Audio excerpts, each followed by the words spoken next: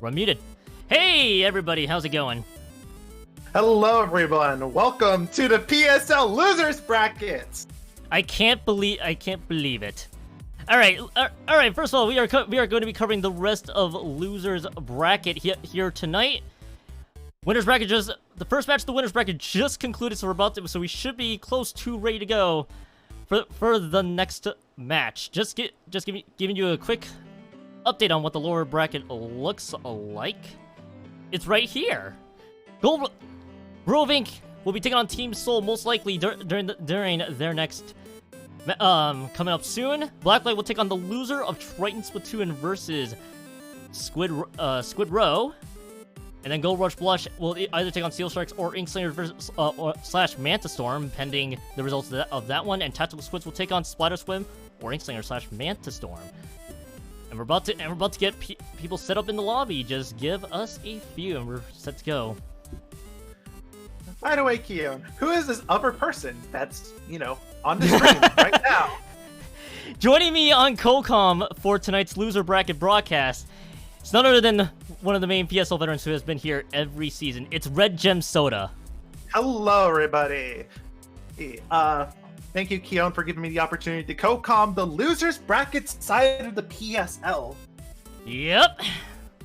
This is the fourth season I participated in and opted to pretty much not be in the playoffs this time around. But that just opened up an opportunity for me to commentate this lovely Losers Bracket. So, yeah. Jeez.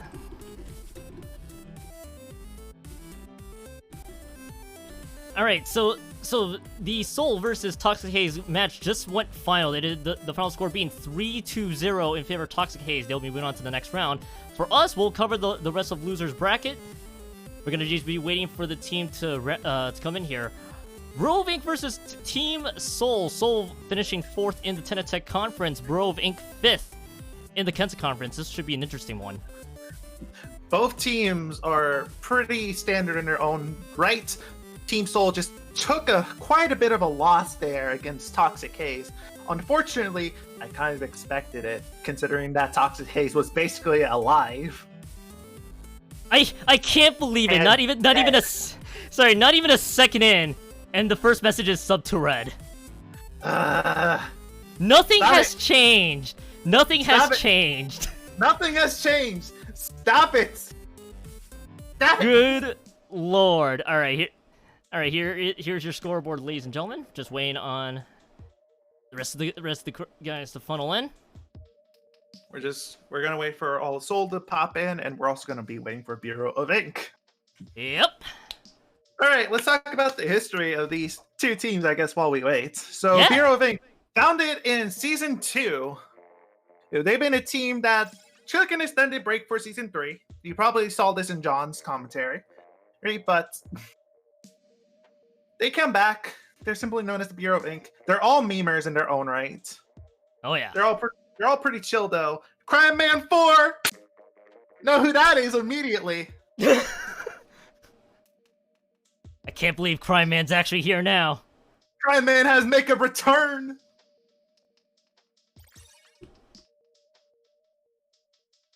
Team Soul. Founded by Team Soul's an interesting story. Founded in Season 2, their captain, AlphaOutlaw, was actually in the PSL since Season 1. He was on... Oh, crap, and I have to double-check my notes all quickly, because it's been a while since I've seen what team... That team has not been around for a while, but... Pull up the sheet. But yeah, Hyperlight Splatners. AlphaOutlaw used to be a player in the Hyperlight Splatners before forming his own team, Team Soul. Well, ever since then, Team Soul has made it to the playoffs about 3 times. Each time, pretty much not getting past either wild card or the quarterfinals. But they're here to stay. They're now in Losers Bracket, and they're trying to fight their way back to the top.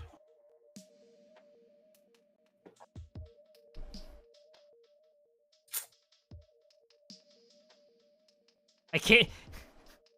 I can't believe that the memesters in the WoofaEm have came back in full meme form. This is amazing. Mm-hmm.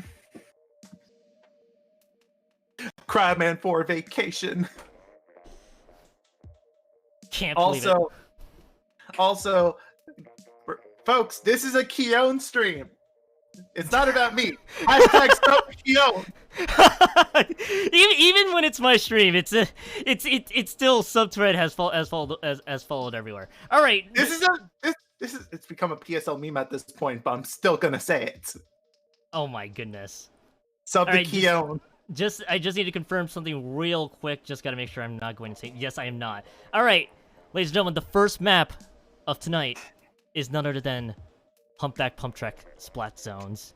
Gee, it's almost like we just saw this a while ago. we literally just saw this earlier today. So there's gonna be a lot of repeat maps, but because there's gonna be repeat maps because they're all good maps. So here. Yep, that looks right. All right, let's begin.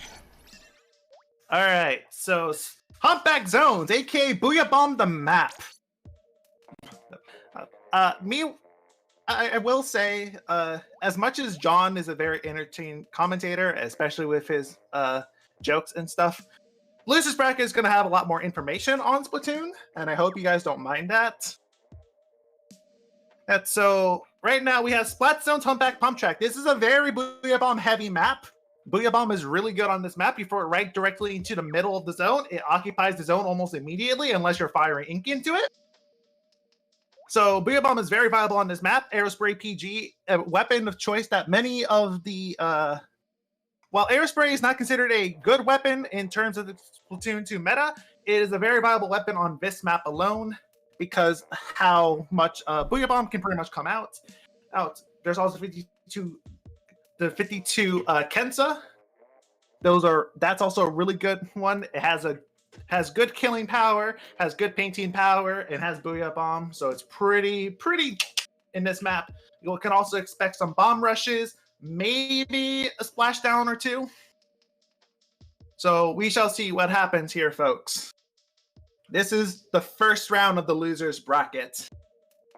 First round of the WoofaEm versus Team Soul here. So let's see what we get in match number 1 of this set.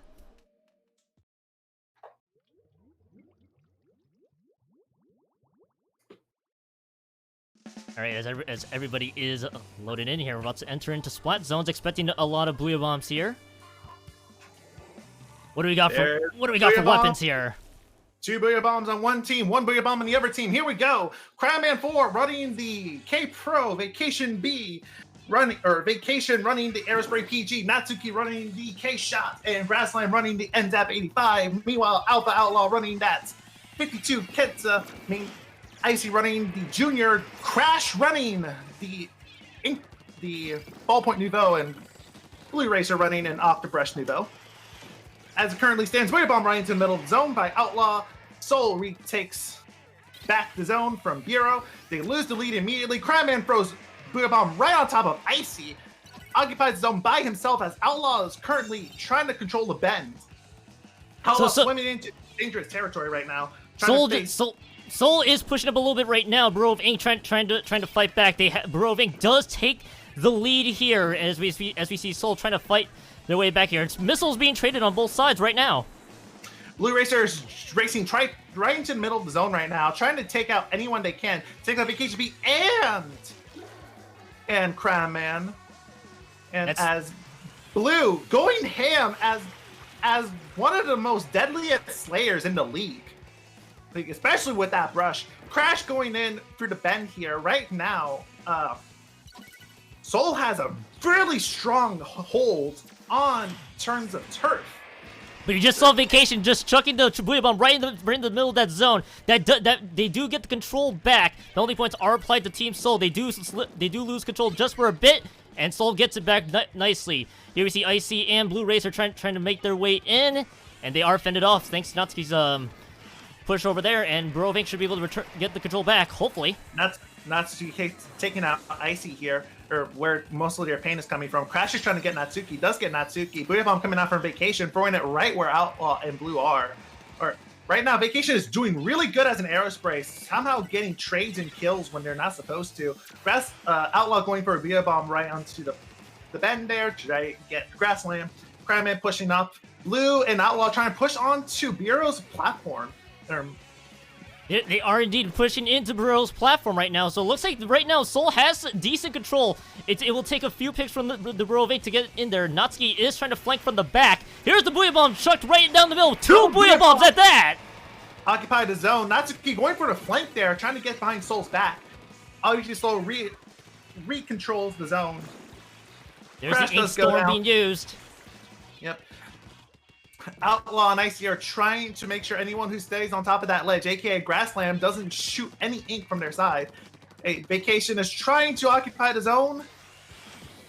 There's Booyah Bomb coming out from Outlaw. Booyah Bomb right on top of that. Another Booyah Bomb coming out. Trying to get Crash away from that ledge now. Oh, Icy takes down.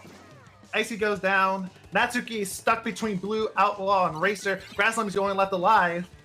Waiting for Bureau to come back is a good idea right now for Grassland.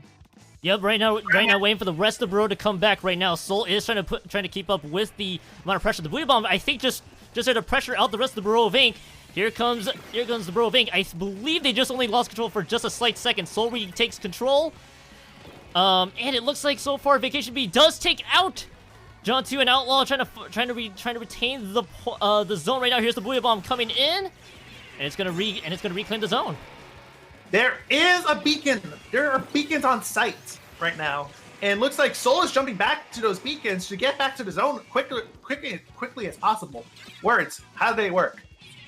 Words are very difficult right now. So you have Cryman, I think, trying to ink as much of the zone as they can. Soul does have control.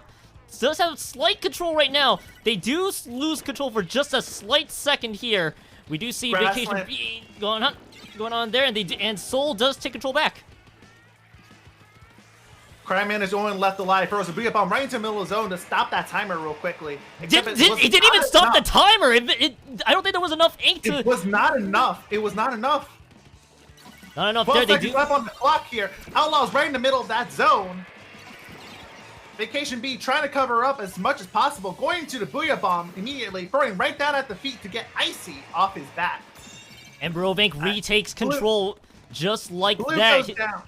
Blue goes down. Outlaw's in the middle of the zone right now. Vacation B finding Outlaw. Outlaw takes out Vacation.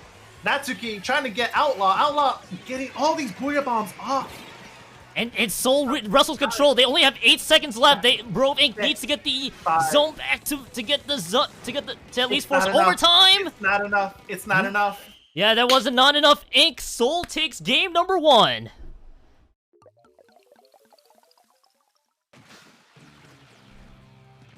What a closely fought match between these two teams here, but Soul able to get control for most of it. Soul having a lot of turf in their occupation for the majority of that match, giving Bureau of Ink almost no options to move out. And also Soul using a lot of the beacon support just to get back to the zone in various places where Bureau least expected it.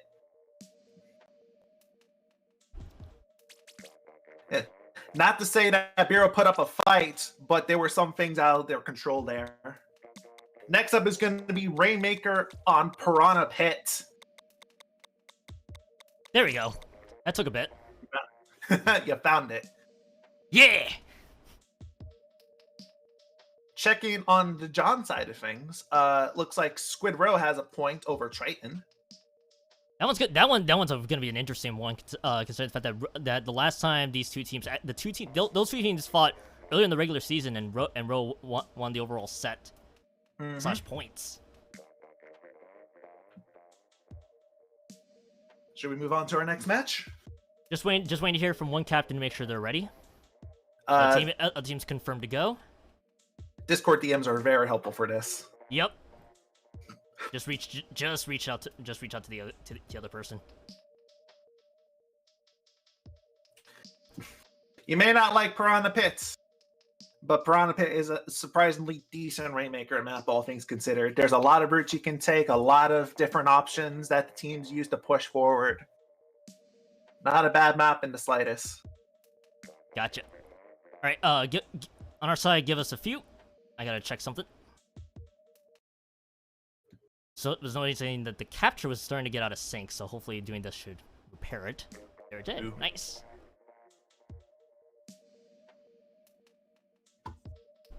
Everyone has their opinions, and you're entitled to them. Yep. Also, if Outlaw is not saying anything, I'm just start spamming his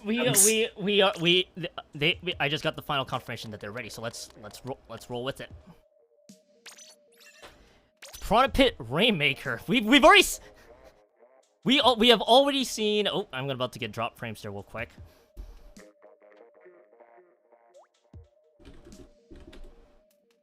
You're gonna be all right, Keon.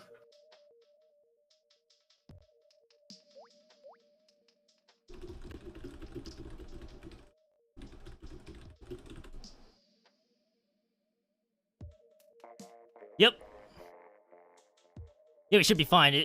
We should be fine. It was a little bit of some stream issues, so. We should be good. We should be good now. If you need me to host a room, I can totally. We should be do good. That. We should be good. We should be good. All right.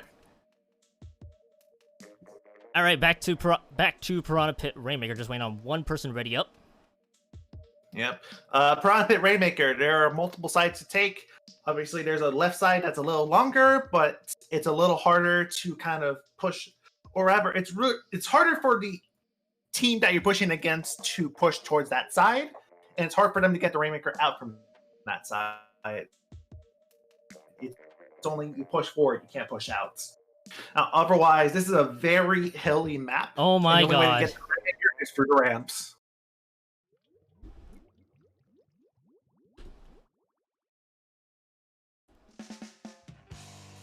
Is everything all right? Everything will be fine. I'm telling you, this setup's being a little rigged up here. We should be good. All right. All right. What do you got for weapons? Going. So we got a Octo Shot from Crime Man, Vacation running a Jet Squelcher, Custom Jet Squelcher, Natsuki running the K Shot, and Grassland running the 85. Outlaw still running that 52 Gal, Deco, the Kensa 52. Icy running the 85. Crash still running the Ballpoint Nouveau, and Blue is running the Ink Brush. As it currently stands, right now, it looks like Soul is 2 down. There's only 2 in the middle right now. Oh, Crash goes into dangerous territory. Icy is the one left near the middle. Here comes Blue. Blue Crime Man deciding not to pick up the Rainmaker, gets Blue on the Inkjet. And it looks like the Bureau of Ink has spread out Soul for the most part. The Rainmaker is there for the taking, and Crime Man takes it. Crime Man takes the Rainmaker. Goes down to Icy, though, it looks like. Icy goes down from jumping off the ramp there. Blue is just hurrying towards that Rainmaker shield. They're thinking about a flank there. Looks like they're not flanking up. Looks like they're going on the top of the ramp. Natsuki's watching. Gets Blue. Outlaw watching from the ramp there. There's the Inkstorm being used there. The Rainmaker's gonna reset for just a tiny bit, so or not. Crime Man takes the Rainmaker, and here comes the Stingray being used. Now Bureau of Ink can push it further here. Blue Racer trying to provide as much pressure as they can. Here's Blue Racer with the splashdown, not gonna get much here. Icy going for the flank there, getting 3, 4. That's a wipe on Bureau's end right now. Here is Soul's chance to make a comeback real quickly. They shoot it all the way up to 42-38. This is Icy Outlaw both go down. Icy did go down, but that team wipe there definitely helped matters because that gave Soul the lead that they needed. Another team wipe back. Another team wipe back just like that. Crime Man 4 picks up the Rainmaker and starts pushing forward. Or Vacation going for the Stingray support. Or Bureau's options right now is to start pushing it left or start pushing it forward. But pushing it forward poses up a lot of problems, including higher grounds from the enemy team. Outlaw just going in and Ramboing, taking out 2 of Bureau's members. There's Icy going in, dives to the Rainmaker shot. Cryman knows how to work that Rainmaker. Cryman is the only one left by himself, sitting on top of the ramp for safety. Drops down before Blue gets any ideas, goes down to Outlaw. And right now, Soul is doing their darnest to make sure that they get that Rainmaker in. They did stall out the Burrow of Ink push just now. Here's Icy trying to push their way up. Graph Slam is actually retreating, going towards their base. Outlaw is trying to push it up further, but Cryman takes the pick onto Blue Ray, so this stops the Rainmaker dead in its tracks. Outlaw is the only one trying to bust the Rainmaker right now. Shield. Crash and Outlaw teaming together to bust that Rainmaker shield. Icy's just going in right now, all Rambo style. He is going in recklessly. He trying to push that Rainmaker. Outlaw going for the long flank here. And it looks like the Rainmaker does stop right there. Here comes the Burrow of Ink. They actually did stop the push right there for the Rainmaker there on that side. The Booyah Bomb being chucked in. This only stops them just a tad. Here's the Rainmaker being used. Here, but Natsuki in Vacation watching the flank to make sure that Blue gets no ideas. Yes, Natsuki unfortunately drops down with Blue is the only dead. Blue Racer, what the heck is happening here? Blue Racer might slam it home! That's Splashdown getting Cryman 4 and breaking the Rainmaker shield. With the team completely wiped there, it was just literally up to Blue to just race the Rainmaker to the pedestal.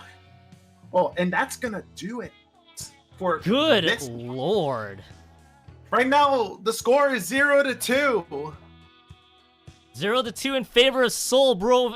It is match point right now for Team Soul here, as we should be entering our third map. Boy, just getting two unfortunate wipes that cost them the entire game, despite the fact they had damage control for a good portion of the match, all things considered. Also, Soul just going in all Rambo, not giving a damn what happens to them as long as they get a pick or two. It's crazy. All right. Last one tonight should be Walleye Warehouse Clan Blitz.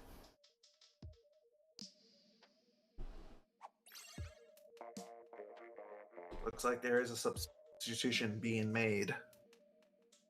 Why is my internet reacting the way it is? I'm gonna start recording the matches if your internet keeps acting up. We have a local recording ready to go. Okay, that's good.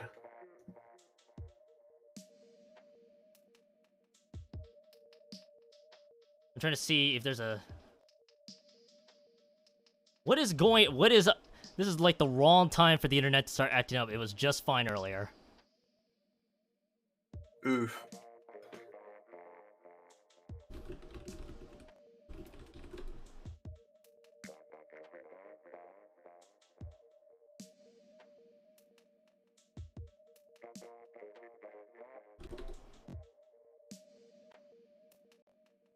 Is your bandwidth being overloaded? It might be. I might need to take a Update pause. on the winners. Update on the winners bracket. Squid Row taking another game off of Triton. Right now it looks like they're in their Clan Blitz mode, and it looks like Triton is having a.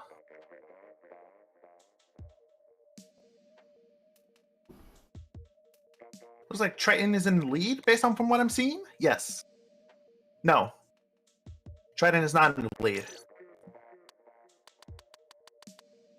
Triton is getting absolutely decimated by Squid Row right now. And looks like we're now going to talk about Clan Blitz Walleye Warehouse. Yep. So, VickFirth coming in, and welcome to the map where Stingray is king. This is a very, very narrow map. And anyone who's running the Stingray is bound to get a kill or two. Other than that, this is going to be a very, very, very intense match here, as this is Bureau Specialty Mode Clan Blitz.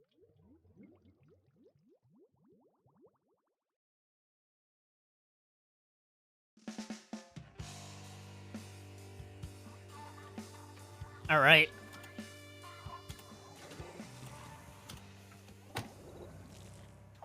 Here we go. Cryman busting out his main to roller. Vacation B running the 85. Natsuki running Clear Dapples, and Grassland running the Mini. Icy running 85. Crash running the Remix. Blue running the Ink Brush Nouveau, and VickFirth running his signature Sploosh 7. Right now, it's just a fight in the middle. It's fight in the middle for control. Yep. Right now, both teams are fighting for control of the map, just trying to see what clams they can get. So far, looks like not really one team has spawned the Super Clam. I think I might be speaking too soon, as Blue Racer has one. Yep. Blue Racer is gonna probably try to brush cheese. The first point here gets pinched. WoofaEm coming out from Crash. Hammer coming out from Vic. They're using all their specials.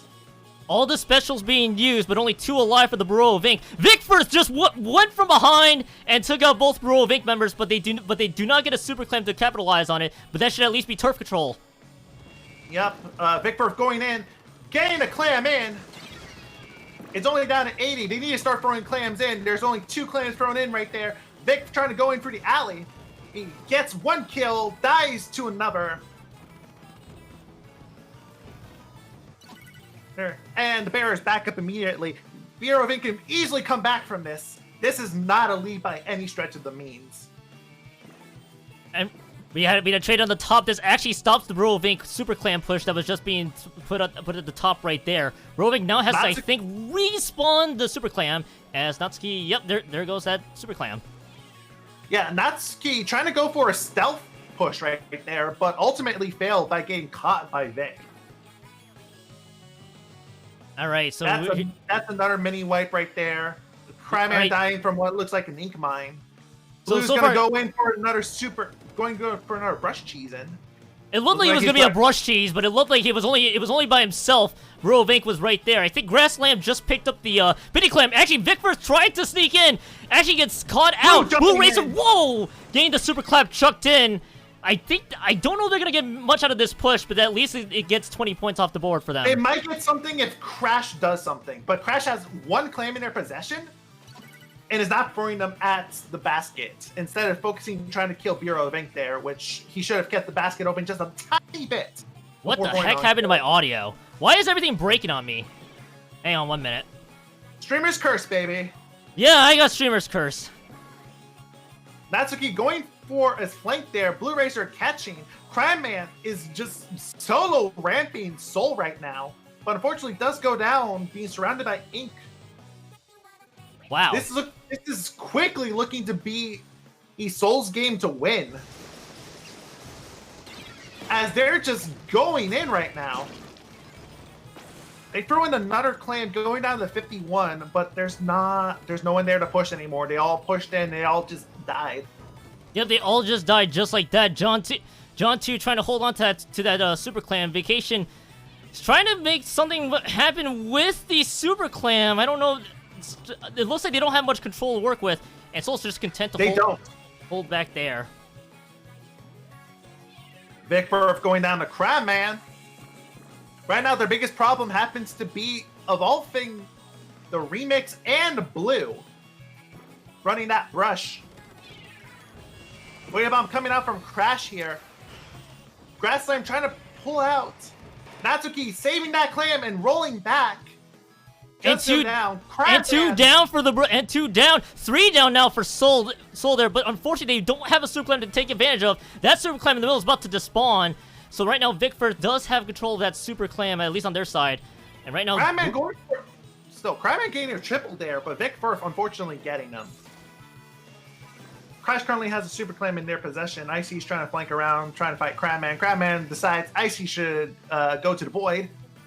Like, right now it's just Crash and Blue. Honestly, Bureau needs to start branching out and start pushing from all sides here.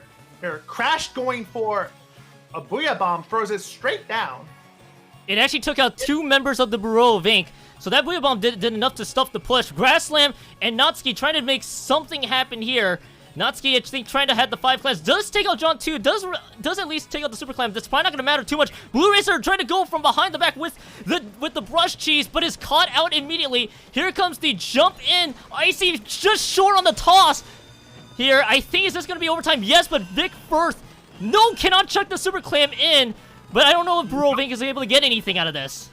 Yes, they have their pity clam still, all things considered. They just need to push all the way into Soul's base to make anything happen at this point. But and that's 3 down, 4 down! It's a team wipe! That's a wipe. It's over. It's over, folks. It's over. Soul knocking out Bureau from the playoff spots. GG, well played to both teams. By the way, apologies if anybody had unfortunately caught the slideshow presentation. I don't know what happened during that match, but everything was in working order prior to the start of this. Soul does take the 3-0. What's up? Yeah, so that's gonna be it for Bureau versus that's gonna be it for Bureau versus Soul. Soul taking it lead, moving on to losers bracket here. It looks like we're gonna have Triton Splatoon faced off against who's Triton facing off against? They're up against Blacklight, and that match went to conclusion. So we're about to get that started right out of the gate. One moment, I gotta make sure everything's in working order because everything is just breaking on me the minute this starts. There we go. I'm getting a little weary about this capture card. It has broken on me, I think, 7 times today. So what capture card are you running? This is an Elgato. All right, so let's take a look at HD60. Yep. Sorry, keep going. Yeah, no worries. All right, I was running the Elgato HD60. For some reason, everything is just breaking right in front of me, and I'm actually really upset about this. No matter what the case may be, we're still gonna be playing. I will eventually figure something out. Mm-hmm. I'm probably gonna just end up doing is just kicking the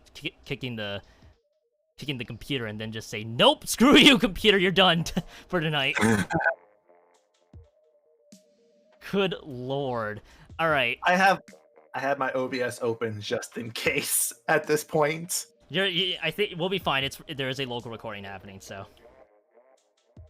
All right, we're about to queue into the next match right out of the gate. It is going to be Blacklight versus Triton Splatoon. Squidrow took out Triton Splatoon in the winner's bracket, so Triton Splatoon drops to lowers, and they will be taking on Blacklight, the number 6 seed out of Kensa, versus the number 2 seed out of the Tenatech Conference. This could be an interesting match. I'm ready to see how these two teams fight.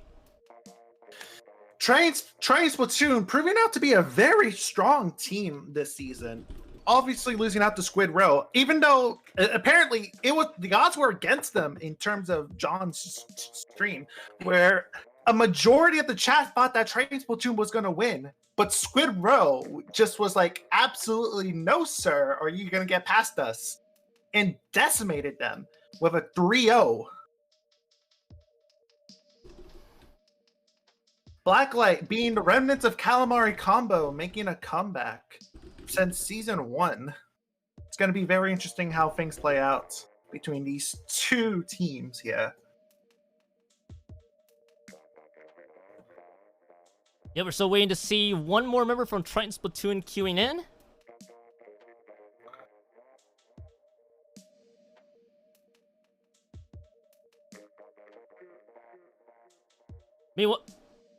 Meanwhile, both teams representing here. Looks like Triton Splatoon just bringing in QB, Asian, Yuuko, and Mofugami to the table, and then ParTwo, Starsyte, ChaosChao, and Zephyr to. Dude, one team is ready to go. The other team is we're waiting on.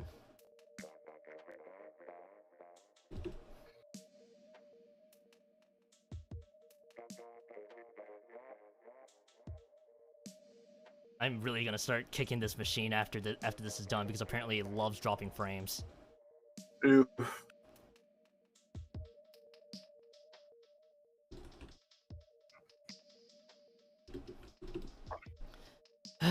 All right. Doing my best to stay calm, Breathe. cool, and collected. Breathe. You got this. You got this. I'm here to back you up.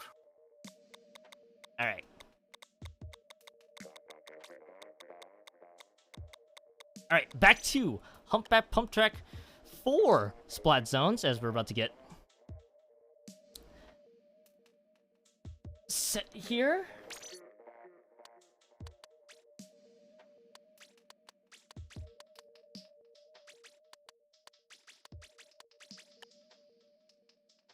Let's go.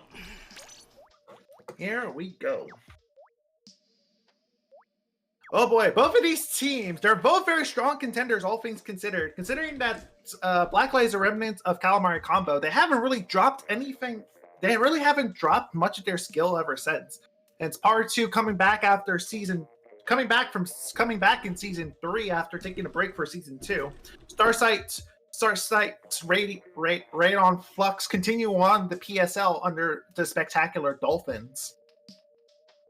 Here, ChaosChao taking a break in season 2, coming back with New Wumi Order in season 3. Oh no, yeah, season 3.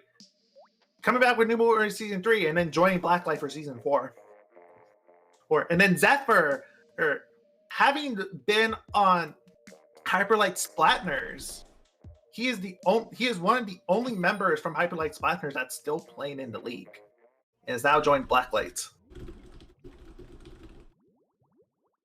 Meanwhile, we have Triton Splatoon, being sponsored by a college of all things, that have been doing really good and been facing a lot of strong teams. Anyways, here we go. First match, Humpback Zones, and we have ParTwo on the Junior, Starsyte on the Kenta Dynamo Roller, ChaosChao on the Remix, and Zephyr on the PG Aerospread. Meanwhile, we have QB on the Remix, AZN on the Tri, we have Yuuko on the 85, and Mofugami on his signature custom dually squelchers.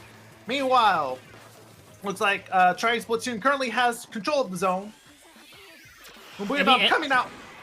And the Booyah Bomb is coming out right there. 2 Booyah Bombs. Wow, they actually just kept trading control. They didn't really fully take control out of Triton Splatoon. Does his Booyah Bomb enough? No! Not quite enough. Right now, Blacklight's immediately in trouble as Triton Splatoon has been keeping control of that zone super hard on deck. And right now, looks like Blacklight's having trouble even getting out of their own base. Yuuko going for a flank here. They're getting Starsyte. Zephyr in the middle of the zone right now, trying to paint it, going for the Booyah Bomb, throwing it right across the map instead of right below his feet. I think that looked like a bit of a miss-aim there. I wonder if he meant to try to throw it back in the zone. Regardless, it looks like Triton Splatoon still maintains control. Running looks like a double bomb set for the Junior. Here. Ooh, this is wild. 16, 15, 14, 13, 10, 11, 10, 9, 8, 7, 6. Oh, whoa, wow, they just... Blacklight! Blacklight just takes control, I think, on a series of Booyah Bomb throws. This adds 71 penalty points to Triton Splatoon. Triton Splatoon has no time getting the control back, but they gotta get rid of those penalty points to be in order to get the KO here. They're slowly losing control thanks in large part to the ink being chucked right into the center. Here's the Booyah Bomb to stop them, and Triton Splatoon counters with their own. Yep. Looks right now, Blacklight's running 3 Booyah Bomb weapons. It's crazy. It is absolutely nuts right now. You said Triton's throwing 3 Booyah Bomb weapons. The Booyah Bombs are very useful in this map, so I'm not surprised with the amount of Booyah Bombs that are thrown. Blacklight's just getting pushed back. Yuuko and mofugami trying to do their best to pressure out the rest of Blacklight here, and Triton Splatoon still maintains control. It's going to take a bunch of effort from Blacklight to get control of the zones back. They do. Yep. Another thing I want to note right now, immediately, what's wrong with Blacklight's team composition is that they have no Slayer. They have absolutely no Slayer on their team. They're running pure supports in Blacklight. Wow. Right now, Blacklight still maintains control at this point here. They are slowly taking down the points here. But it looks like Triton Splatoon is doing their best to dispatch the rest of Blacklight. They take control back. They have to go through at least 45 penalty points to make this work. Mm-hmm. So let's see what they do. QB with the Splat League in question here. Blacklight, can they make something happen? Here's ChaosChao with the Booyah Bomb tossed to the middle. They do neutralize control for a bit. The second Booyah Bomb not enough to take control at all. Here's the Booyah Bomb for Triton Splatoon, actually a little over the zone, but regardless, they do get control of the zone back, and they have a lot of turf control. And they're gonna be taking away all the penalty points. Blacklight needs to make something happen. Yep, they got it. 6. Oh, there's the penalty. Right back into penalty zone. Triton Splatoon not giving up a single moment here to take back the zone as soon as Blacklight takes it. Blacklight, like I said, their problem right now is they have absolutely no Slayer weapons on their composition right now. The fact that they're managing to go back and forth with Triton right now is even a miracle within itself. The 2 members of Blacklight, however, go down. ChaosChao with the Blue Bomb throw, it was perfect. It actually neutralizes control, but Triton counters with one of their own. 6 points left on the clock. I don't know if that's going to mean much here. It will not. Mofugami, and that's it. That is it. Triton Splatoon takes match number 1. Yup. The problem there with Blacklight, I'm going to note it again and again and again. They had no Slayer on their team. They had no one out there ready to kill Mofugami or to try or anyone, honestly. The best Slayer they had on their team was Par, and Par was playing as passive as he possibly can. So though, well done, and yeah, despite the interesting composition setup from Blacklight, they did nearly go toe to toe, and some clutch zone captures right towards the very end of the time, because Triton Splatoon were about 7 or 6 points away from a KO each time. Mm-hmm.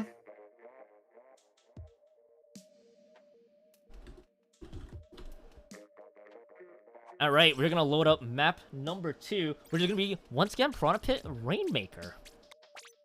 The map set's just going to be the same all around until the next quarter. Yep.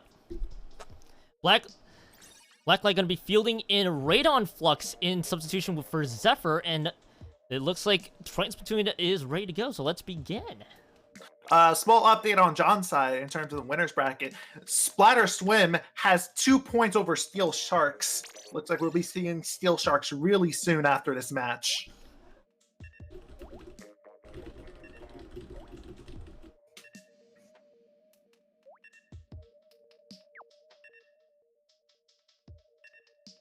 All right, so what do we got here? So Radon coming in for Zephyr, DRF coming in for Triton Splatoon. So QB, Yuuko, and Mofugami, and DRF to round out this Triton Splatoon crew here. This is interesting. Mofugami is their main Slayer on Triton Splatoon, and DRF is also one of their main Slayers as well. Par is pretty much support. Starsyte is pretty much a backliner. Chao wants to play midline Slayer, but she plays like a backliner half the time. And then Radon is a Slayer who plays support weapons. It may not look good for Blacklight, but Blacklight has been pulling out some strange plays and coming out on top with them, all things considered. So maybe I might be eating my own words here as we get into Piranha Pit Rainmaker.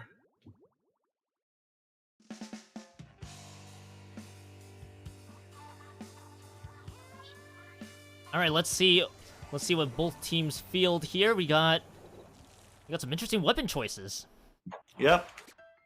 Looks like Par is taking up the K shot to compensate for their lack of slaying power. Starsyte running her splat lanes with the ballpoint. Chao running the custom Julie or the custom Jet Sculpture. My goodness. Yeah, the Jet Sculpture. Yep. And then Radon running the foil Flingza, which is a very good pressure weapon. QB running the normal splat lane. Yuuko running the 85. Mofugami still running their signature CDF. Or CDS, and DRF running the Tri-Slasher. So right as it currently stands, well, it's not looking good for Blacklight. Well, right now, Blacklight already in a big hole right now. As Triton Splatoon is having a really good push. Mofugami just took out 2 members. Here's the ink. Wow, that was It was a one pop. It was a one pop. One pop. Excellent team coordination from Triton Splatoon. Full wipe. That is game number 2 right out of the gate for Triton Splatoon. We didn't even get time to explain a whole lot with the team compositions because the match ended that fast. Well done. Starsyte only gained 1 kill on Triton. This is looking to be over really fast. It is currently match point right now for this one, and it's gonna be Walleye Warehouse once again for game number 3. So Blacklight need to win this one to stay in this match. As substitutions coming in once again for both teams. Mm-hmm. Yes, indeed. That's what we call a murder around here. Jeez.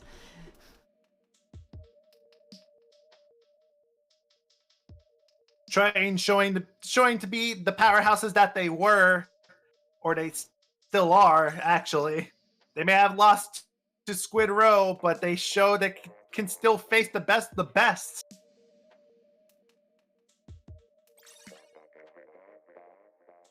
All right. ANZ coming back in, it looks like.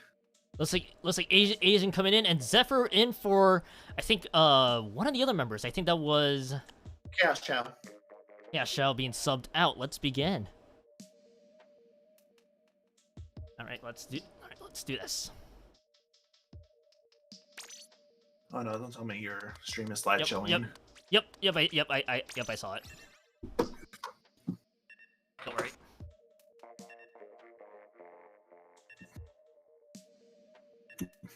How is chat tonight? How are y'all feeling? Are you enjoying the stream? Oh crap! I dropped my controller. What? That is a good way to ask if you're enjoying the stream. Is if something falls. Watch out there. Everything all right over there, Red Gem?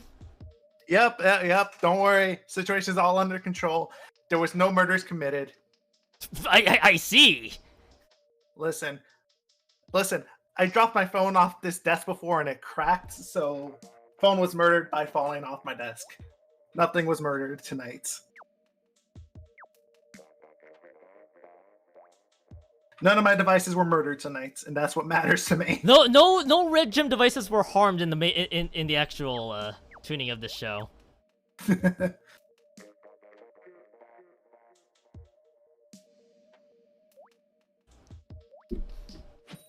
All right, last match of the night, or not last match of the night. I don't know why I'm making that conclusion. I apparently had the regular season still stuck in my mind. I apologize. A little out of it. I just want to relive week 11. I'm sorry, Red Gem. That's fine. Good lord. All right, what do we got? ParTwo running the L3 Dolphin, Starsyte running the Jet Squelcher, Rayon running the Roller, and Zephyr running the K Pro, yuuko running the 85, mofugami running his CDS, DRF running his Tri-Slosher, and ANZ running the Dual Squelchers. Right now, it's just literally a battle in mid. Rayon going down to ANZ and mofugami pinching them. All right, let's see how both teams played out here. Well, three down already for Blacklight, but no Super Clam has spawned in so far for Triton. I think Triton trying to focus more on some turf control before they spawn the Super Clam.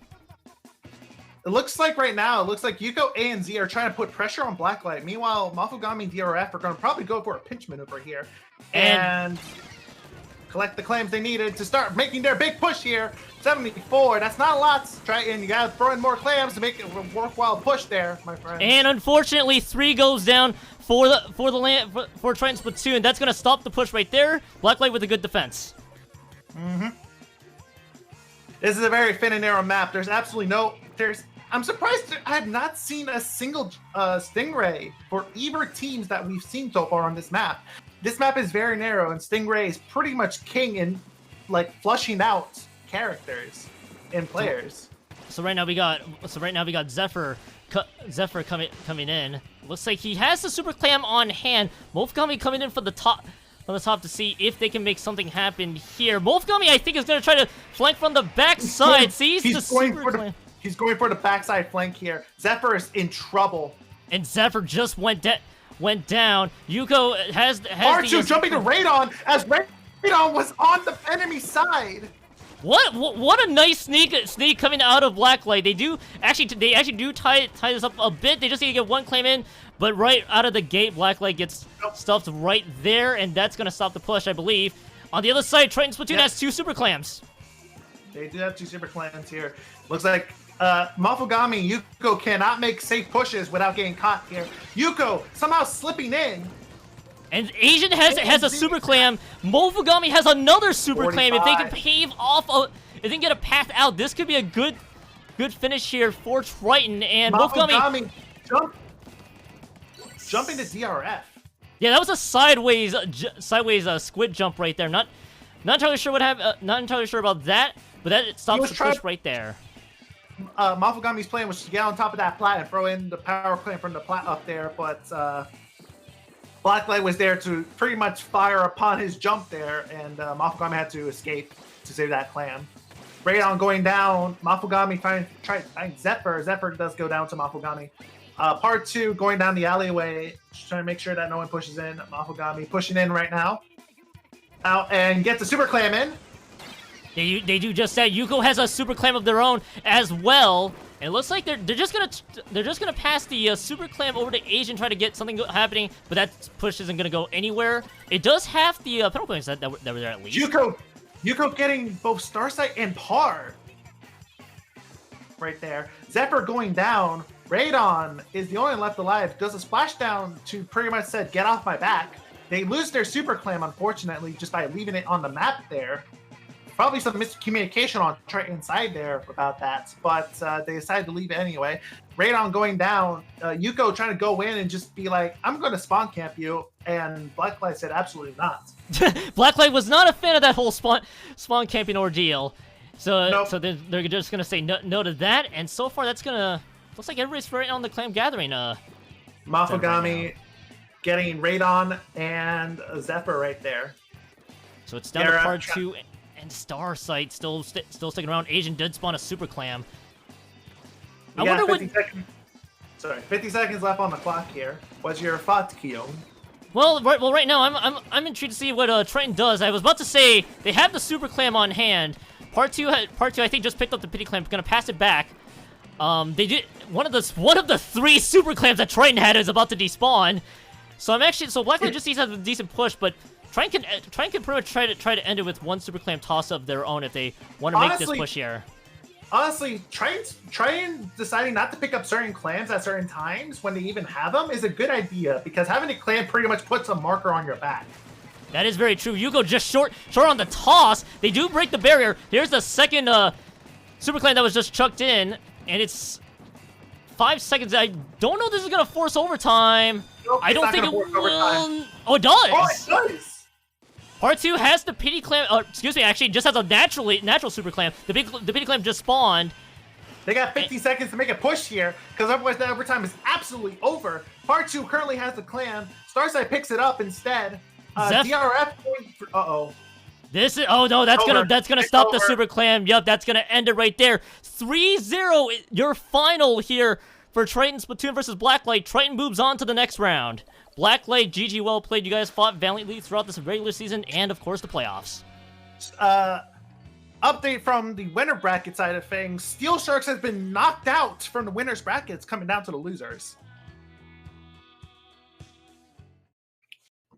All right. So, who is Steel Sharks going to be facing, Keon? Believe it or not, Gold Rush Blush is their next opponent. So we're about to get the stream assets ready to go and everything all set up. Looks like Mom Manella's team, the Gold Rush Blush, coming in. I love that. I love that. That's the choice here. Hang on.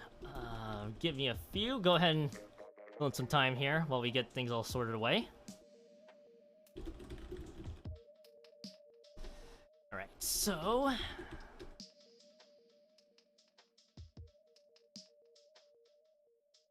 All right.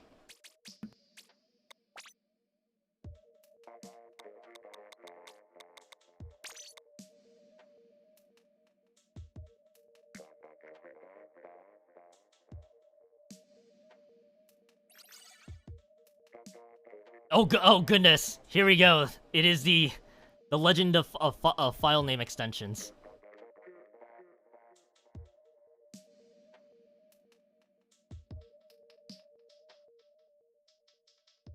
Okay, let me just make sure I have the right stream assets loaded up, and I will. Just a minute. Acha! We figured it out.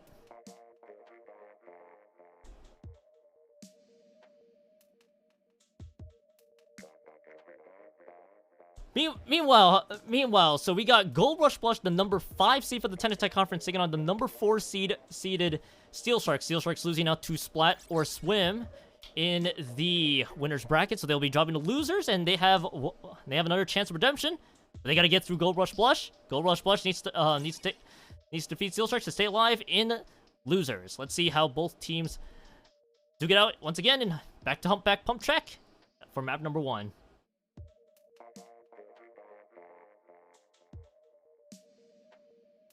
All right, we're just waiting to see.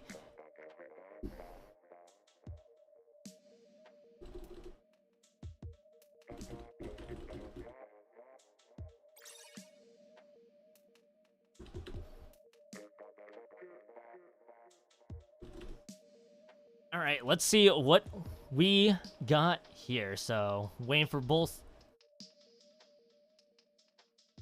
players to ready up.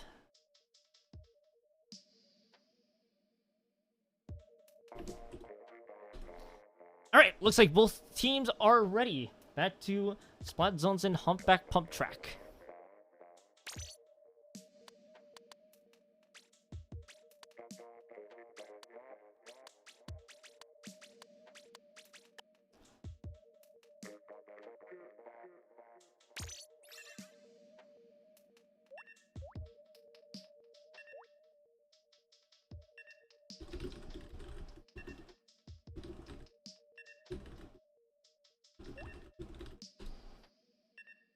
All right, let's see how both teams duke it out. Waiting to see if Red Gem is still back from where he is. Oh crap! I didn't really. I was like, wait a minute, something seems off here. You're readied up, Yes. yet you're not Yeah, trying to play hide and seek on me. I was going over the history of the two teams, and I didn't realize I was muted the entire time. Damn! Oh no! Gold Rush Blush, aka Golden Nella, is representing the Mama Nella community, not to be confused with Miss Ann Nella. This is their 3rd playoffs in a row. Oh, coming 4th in Season 2, making it to Wildcard twice, getting knocked out in Season 3, and coming losers bracket for Season 4. Meanwhile, we have Steel Sharks, that is a new team around, but has some pretty have 2 veteran players, aka Barnowl 6 and Plicklice. Barnowl being played in Spectacular Dolphins for Seasons 2 and 3, and Plicklice being playing for Salt Shakers in Season 3. Both of them this is their 3rd playoff. This is their 3rd playoffs, for at least this is Barn's 3rd playoff, and this is Plick's 2nd playoff, so, yep. Yeah, anyway, let's talk about the match instead now. Alright, let's see what ends up happening between both these teams. Gold Rush Blush, 1 more chance to stay alive after losing the wild card. Steel Sharks, 1 more chance to stay alive after losing in winners. What do we got for weapons? We have a Splash Neo, we have a Kenza 52, we have a Heavy Remix, and a 85. MTHammer running the Splash, Flare running the Kenza, Jenna running the Remix, Amber running the 85, Farm running his signature Tri-Slasher, Plick running the Clear Dapple Dualies, or Clapples as we like to call them, Deku running the Kenza Splash Shot Pro, and Saikou running a Rapid Blaster. So a lot of action happening near the zone. So as we stand, Gold Rush Blush has the most amount of points. It looks like Steel Shark's trying to make something happen here. So it looks like Gold Rush Blush just tried to throw a good. Looks like Jenna just tried to throw the Booyah Bomb right down the middle of the zone. Doesn't take full control of it quite yet. No, it doesn't look like it. Steel Sharks does take a lot of the turf control there. Flare's throwing the Booyah Bomb over the zone, not quite taking the landing there, and Steel Sharks have the lead. As it currently stands for the Team 2 compositions right now, Steel Sharks is running a super aggressive composition right now with some pretty decent paint qualities, but not dedicated to paint at all. Meanwhile, Gold Rush Blush is running a more paint-oriented style team comp with some Slayer properties. And you can see how that's turning out to be for Steel Sharks right now, as much as they're getting aggressive and they're getting the kills, they're not getting the zone that much. and you're getting outpainted by Gold Rush Blush. All right, so what? All right, so look. So after all that, so it looks like we got Flare trying to make something happen. Does get the pick onto Plick. No wordplay intended. Flare trying to swim through the ink. There's Steel Sharks taking control again. It's right. Oh my goodness, Steel Sharks! I thought we were about to take the lead, but just stopped right at the very end of that.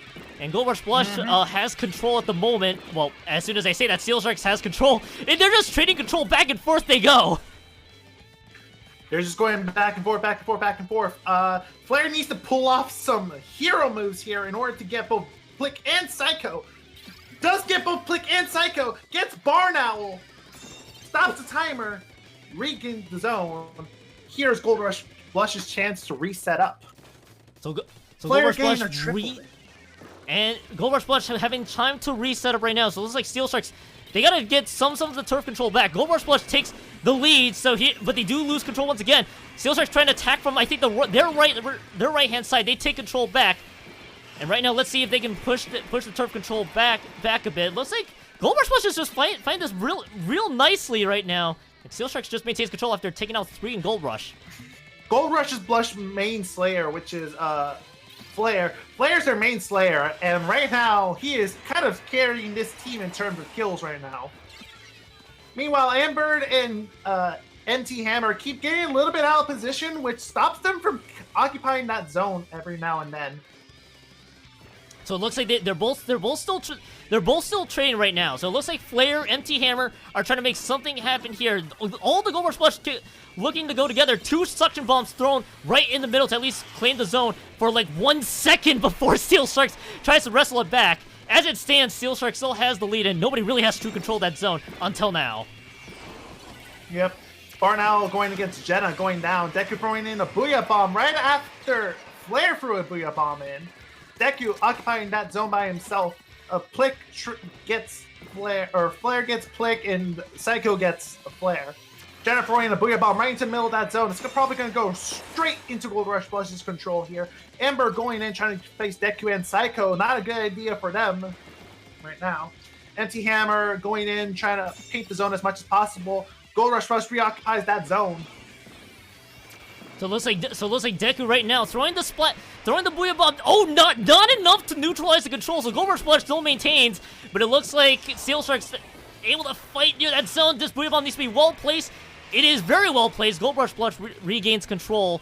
So far with the Flare does go down. Jenna's the only one left on zone right now. Amber just jumped in, luckily. Jenna throwing in the Booyah Bomb. Oh man, I think this is gonna be pretty close right now. Not one team really. They need to start painting true control. They need to start painting. Yep. Gold Rush Blush taking the lead right there. Here, Saikou, Plick are the only ones left on the zone right now. Now, Gold Rush loses control of the zone. Flare, Jenna, and Hammer are both all on the zone right now. Unfortunately, they give it over to Steel Sharks, but that's okay. 10, 9, 8, 7, 6, 5, 4, 3, 2, 1. No, both Booyah Bombs did not neutralize control. Steel Sharks retakes control. I think they have to neutralize it in order to stop overtime. This is gonna be they need to get that push in. Barn Owl's doing a good job. They're stopping the Gold Rush Blush push. They can't. They don't get it. They came back. They came back. Steel Sharks came back after they had me take control of the 2 Booyah Bombs. Not enough to neutralize it. And Steel Sharks just take game 1 just like that from a well-fought match. Well done, both teams. This is going to last a little bit. Oh man, I'm ready for this. Holy moly. This one's gonna last a while, folks. I think we have a match here. This is good. This is gonna be interesting. Let's see what we got in Piranha Pit Rainmaker. Now for Steel Sharks, they've already had to play on Piranha Pit Rainmaker. They get to do it again. Here, let's see what ends up happening. Well, technically, Steel Sharks is going for a second bout in the first 2 maps. Ah, gotcha.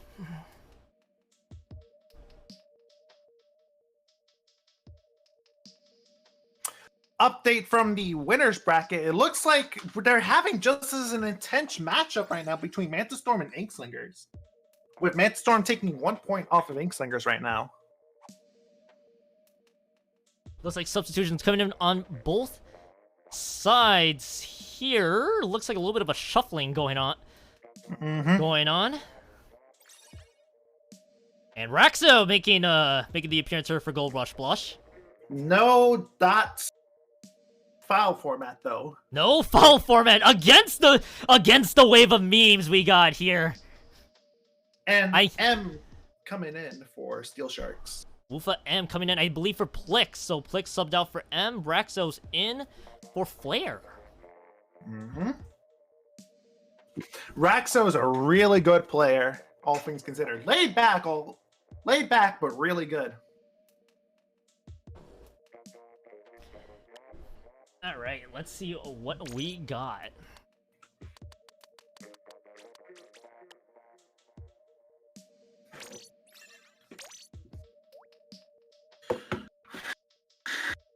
We got a match, folks. We got a match. I'm also gonna rest my voice because I can start to feel it like go through that commentary that commentary strain. I got 3 bottles of water on hand, so I just have a giant 1 liter, or at least what I consider giant. At least we considered that giant, so.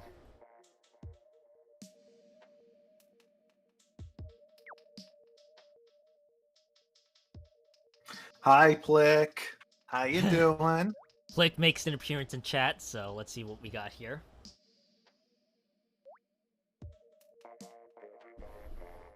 I hope everyone's having a great day. Hope you're enjoying the PSL Losers Bracket today. I don't know how to sing. I'll give you a 10 out of 10 on the singing. That doesn't give me confidence.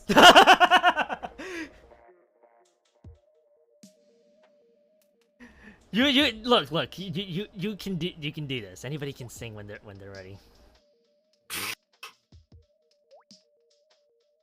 Honestly, I should be mostly resting my chops. Man, we're going to go through the entire timer, aren't we? Oh yeah, looks like both teams were just busy trying to figure out their game plan for Piranha Pit Rainmaker. They just decided, let's just run out the timer. Yep. But is there a stab house in the town? I didn't realize we were disc only part deuce.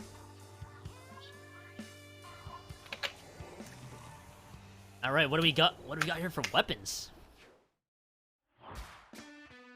MTHammer running the foil squeezer, Jenna running the custom jet squelcher, Ambird running the 85, and Raska running the Lush 7. Meanwhile, somebody with M. Looks like M have controller problems from the start there. Meanwhile, Barn Owl running the Soda Slosher, Deku running the roller, Saikou running the Kent's sloshing machine, and M running the Octo Shot. Ambird does go down, so they start out with 15 points taken away there. So Gold Rush Blush at least gets the early lead. So far 2 members of Gold Rush Blush going down, and they're slowly respawning in. But Barn Owl actually, I think, going back. There's a Stingray being used. Yep, trying to flush out Barn right now. If you might have just saw it up ahead, Deku just took out a few members in the Gold Rush Blush side. Deku takes out another. Deku could potentially go for 3 here. Does go for 3, but the Rainmaker's still stuck behind. Here's Barn Owl pushing up the Rainmaker. Deku taking out 3 members from Gold Rush Plus. Roscoe, hurry up, Roscoe! Come on, Raxo Roscoe! Not quite getting the pick. Oh, finally gets the pick, but Saikou does take out Raxo. 2 members of Steel Sharks right there. Ambird needs to get one of them. Here's the squid jump from M. Uh-oh. No, not quite. MTHammer goes down. So does Deku. So does Saikou. And that's Barn a Owl. delayed wipe. Wow. That's a delayed wipe. They're going to let the Rainmaker reset. A really good idea. So they start pushing forward here. Barn Owl trying to go for the long con here. Yeah, Barn trying to go for the long con, the long windy road, but not quite able to make it to the Rainmaker. Nope. Just like that. And Barn Owl does go down. Goes down to Ambird. And Ambird does go down as well. So here, what do we got? So it looks like the Rainmaker's been popped. So it looks like we're waiting to see who will take the Rainmaker from the center side. M going down, and it looks like Gold Rush Blush trying to set up for one. Yep, MTHammer running. Looks like yeah, MTHammer's running an Insta Pop set right now. None of Gold Rush Blush is picking up that Rainmaker. I think they're trying to secure a route before they pick it up. That was interesting though, because they did try to use the Stingray. MTHammer does go down with the Rainmaker though, but it looked like they were trying to use the Stingray, then try to time everything else, but they just didn't pick up the Rainmaker. So I'm not sure what entirely happened there, but nevertheless, the Rainmaker is stopped dead in its track. Looks like they were trying to set up for a push here, but it ultimately fell apart a little bit. They were just a little bit out of position. Jenna putting on their Stingray, getting Barn. There's MTHammer once again with the Rainmaker. Can they make something out of this? M trying to go for the side and does take out MTHammer. Nice pick. Now M using the Inkjet here. Can M get anybody? And I mean anybody right now. No, M goes down. M goes down. Deku going for a splashdown. Barn and Saikou pushing together. Saikou going for a splashdown again. There's going to be... I'm trying to think. Do they have any weapons that can splashdown deny? The answer is yes. But I've been noticing that Gold Rush Blush has been trying to get splashdown denials and ultimately failing to get them. And they've been doing that since the first map, actually. So any splashdowns they're trying to deny, you're not getting, which they kind of need, because splashdown is very punishable. M took out MTHammer, trying to with the Rainmaker, basically going pretty much in a lateral direction. So not quite making much progress there. The Rainmaker is popped. Doesn't look like really one team has any sort of turf control to boot. Barnowl and Ambird just trading Squids right there. Raxo's just doing Rasco things, and that's what Rasco does best, baby. He is Raxo goes and goes falls off. He decides to take a drink. Raxo leaving the water was nice in front of it. Rasco thought, I'm gonna go take a drink. I'll be right back, guys. Give me a moment. Yeah, unfortunately, that drink not quite healthy. Does fall off there. Raxo at least gets the pick onto Barnowl, to say the least. Raxo does go down. Really, not one team having any sort of control with the turf. Steel Sharks looks like they may have something good coming out of this one, but it looks like they're gonna wait for the rest of the team to approach. Right now, the only reason that Steel Sharks even has an advantage at this point is because because they just got a really good early lead push. That is the only thing that's really helping them in this game right now, because otherwise this entire game would have gone even. So right now, 8 seconds left. One of these, it has to be Gold Rush. They need to pick up the Rainmaker. They need to pick up that Rainmaker. They're not. Can they pick it up? Wow, just in time for overtime. But they gotta get a good push in. If Amber goes down, that's gonna be the game, and it will. It's over. Amber pushed herself into a bad corner. Ouch. Another well-fought match, but game 2 belongs to Steel Sharks. It's gonna be match point for Steel Sharks in game number 3.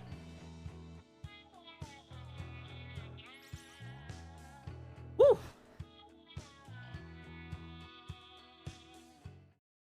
All right, let's see how Gold Rush Blush tackles game 3 here, which it's Clam Blitz. So let's see what we can get out of this. Mm-hmm.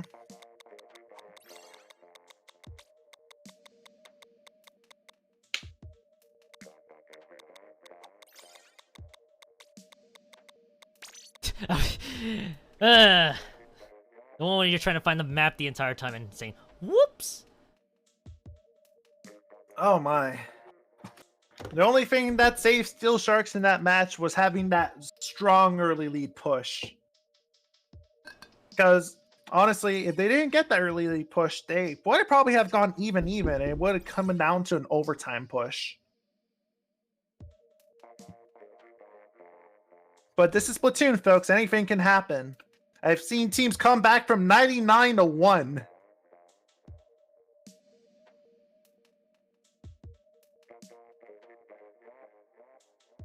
All right, let's see what we got. Game number 3 being Clam Blitz Walleye Warehouse. Waiting to see that both teams are ready before we start. A little update about what's going on in Winner's Bracket. It looks like Manta Storm has 2 over Inkslingers. Unusual. Ooh, that could be interesting. That's unusual.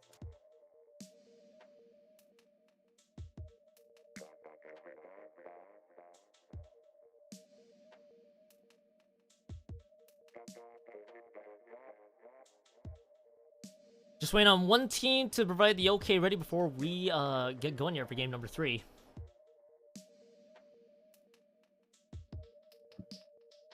Ooh. Take a small break, folks. It's gonna be a little bit. Just a little bit.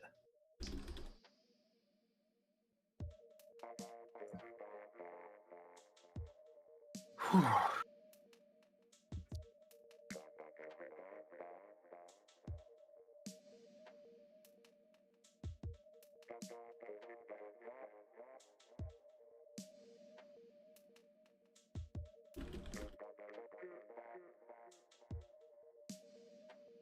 All right. Looks like we got the all clear on both teams. You know, that actually took me a minute to realize who nothing v.c was, and then I realized the file extension. I think I may have had a whoops moment there just now. Whoops.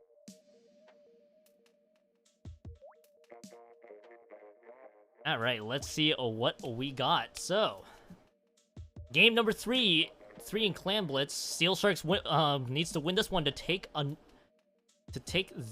next. To move on to the next round. Whoops, can't speak. If Gold Rush Blush needs to win in order to stay alive in match point. Let's see how both teams run. What's up? It looks like I'm just watching the winners bracket right now, and Inkslingers are not having a great time right now. They're in overtime. They're down. This is the final point.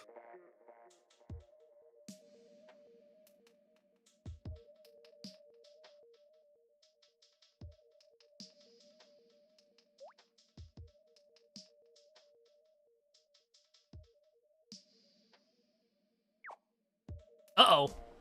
They took in the lead! Uh-oh. It looks like we may need to rebuild the lobby. Oh, great. And looks like winner's bracket has not been concluded. Inkslinger is coming in and taking that Clans Blitz match to the final countdown. This is going to be a 4v3. I think that is a DC. That was a DC. All right, well, let's see. Are they going to play it out? They're probably going to let one team win. We're not going to count it.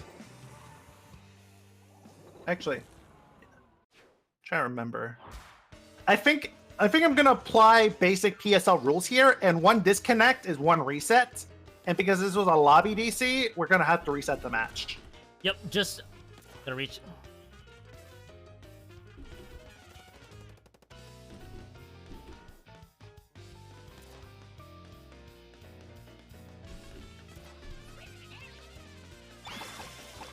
All right. Oops, had pressed the wrong button there. So it looks like right now Gold Rush Blush is gonna be playing. Looks like we got a 4v3. Yep. Yep. Yeah.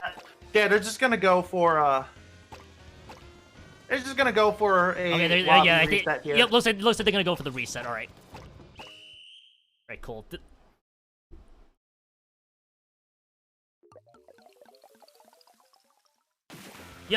Yep, so I did, so we did get the ruling, yet this match will not count.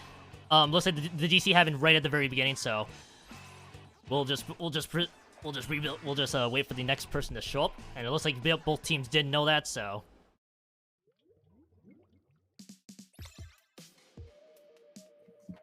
Ooh, people are really loving the winner's bracket right now. I see. Because they're on to game 4, the first of the night. Barn, you don't make the rules. Neither do I. Nobody makes the rules. That's actually the trick. Yep. All right. Take 2.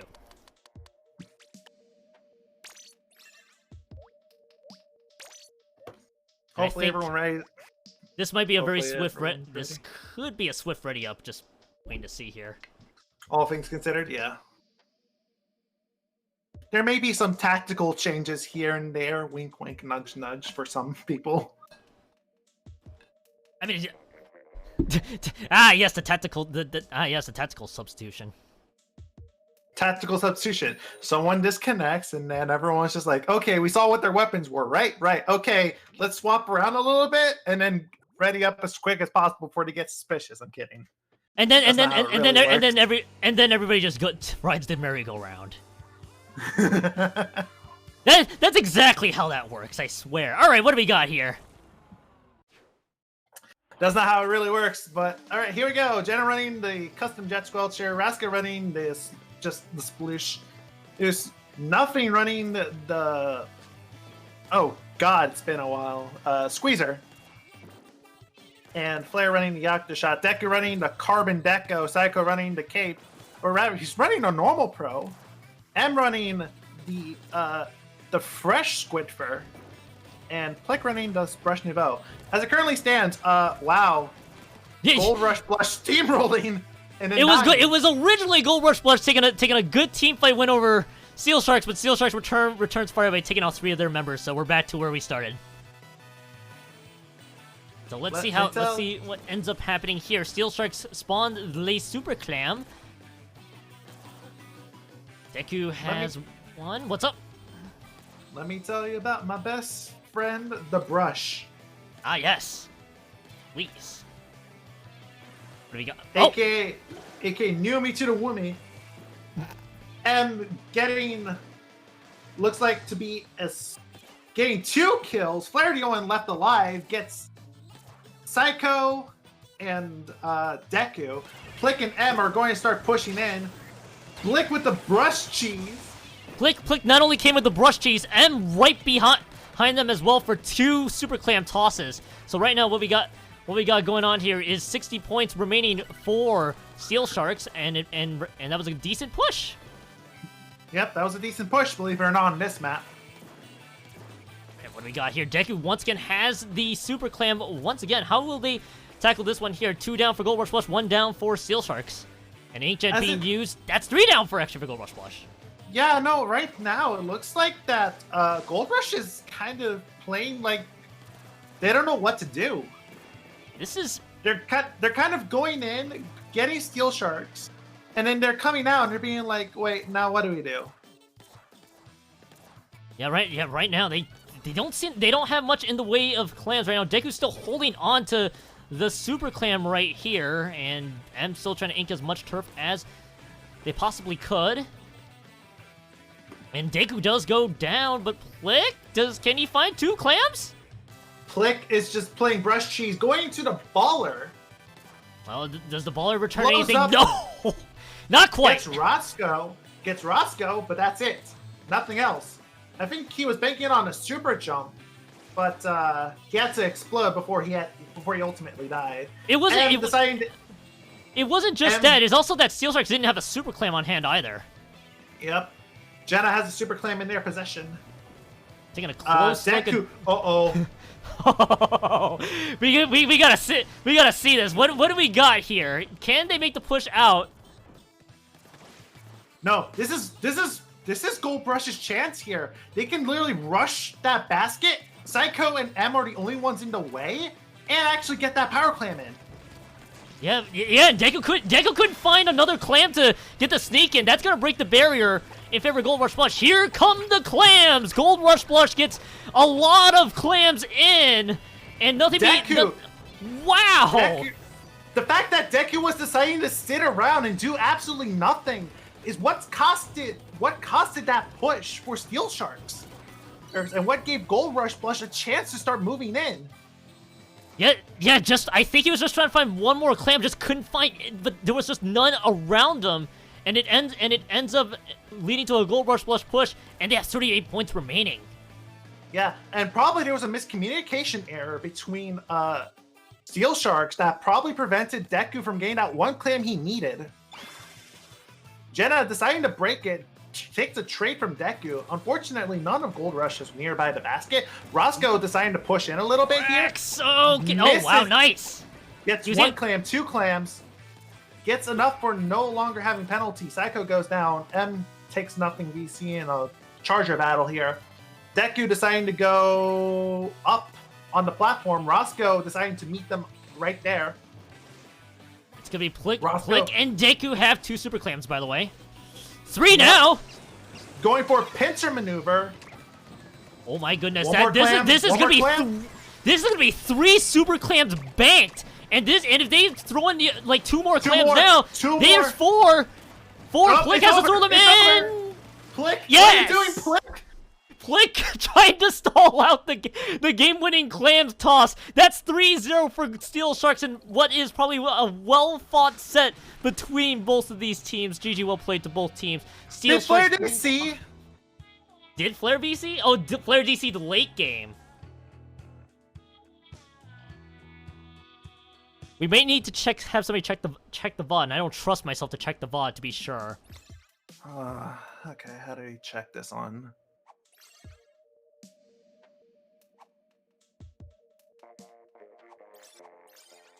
Oh, it might have actually happened after the 2:30 mark, actually, based on everybody ducking out. Let's see, is that correct?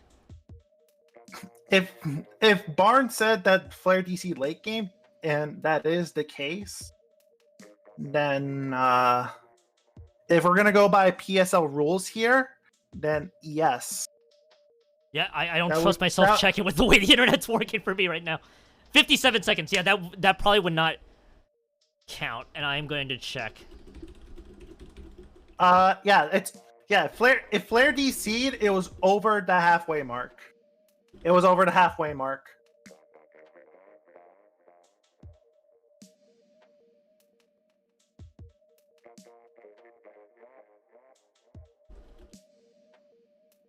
Yeah, Flare DC'd over the halfway mark.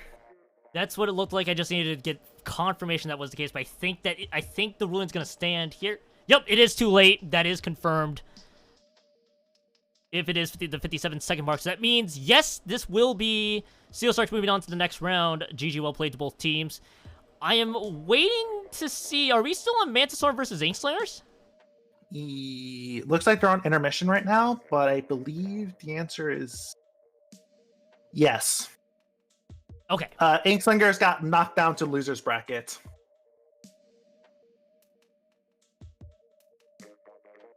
All right, 1 second. Just need to confirm. Oh, whoops, wrong button.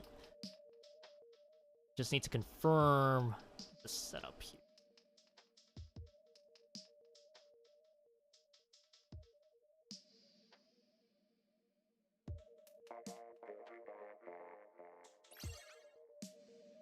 And it looks like, yep, they're just gonna jump right into it. All right, yep, that was confirmed. So we are gonna be leading off match numero 4. You know how I know they lost? How? Because one of their team members was like, "Give me the password." I'm just like, "Oh, they lost." Yeah, they have certain. Gee. Hang on, give me a moment. I'm gonna go yell at them. And yep, there is confirmation. We are about to start match number 4. I believe John's entering intermission, so we'll be entering a short intermission ourselves as well momentarily. Let me just get the correct graphics ready to go.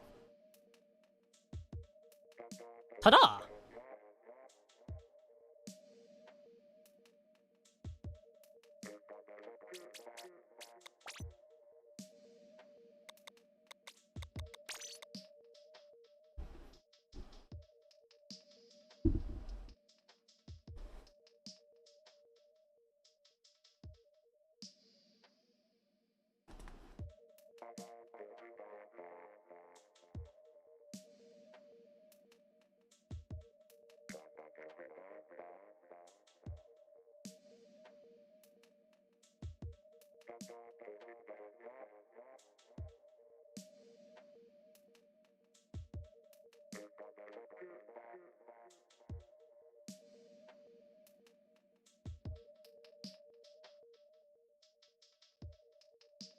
Just waiting on tactical show up. This is the right time to have my internet act up, actually. Thank you.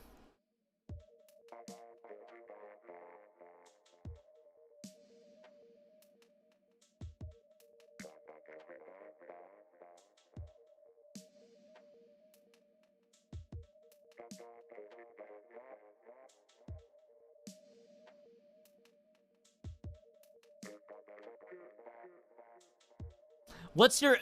Okay, I'll let them. Did you finish yelling at them? Figure out.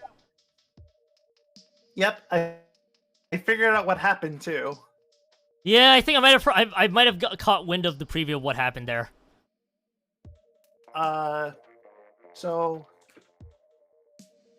one of Inkslinger's main slayers, which happens to be King of Dogs, is working on college Wi-Fi that disconnects his device every 30 minutes. Oh.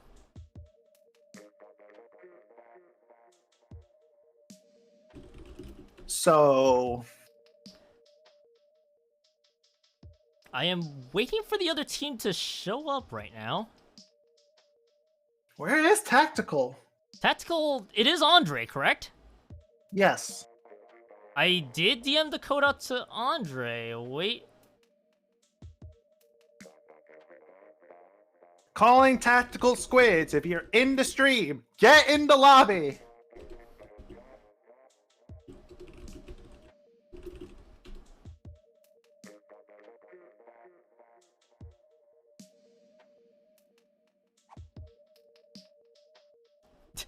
I think there was the 30-minute disconnect. Speaking of which, this is actually a really good... Speaking of which, in case people are tuning into my stream for the losers bracket, I don't know what's been going on. My internet's been bizarro, to say the least, for the stream. I do have a local recording that, I'll be highlighting this VOD for everybody to tune in for all the close finishes. Just have to bear with me with this one. It's not a very normal setup. I don't normally run this setup. It's kind of the weird thing. So, I apologize if things are starting to look a little more artifacty or slideshowy than usual. This doesn't normally happen.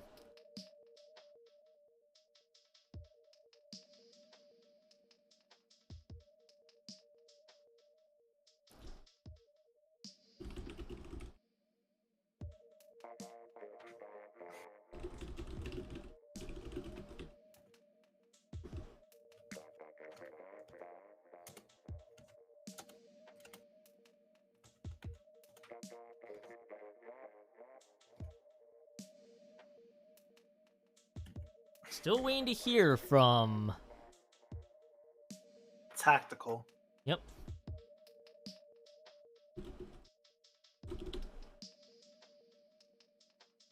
Oh, Tactical. Where are you guys right now? Oh, Tactical.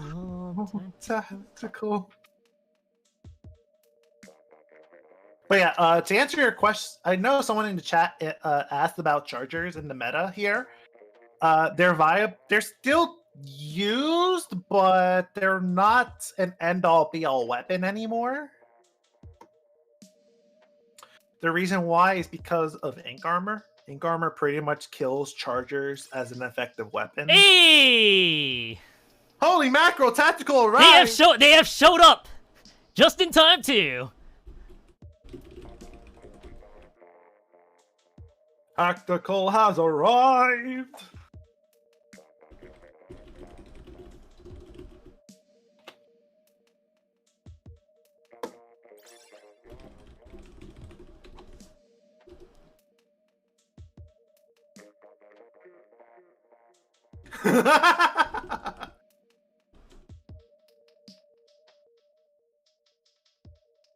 I see yelling at Tactical and Tactical being like, oh wait, my bad.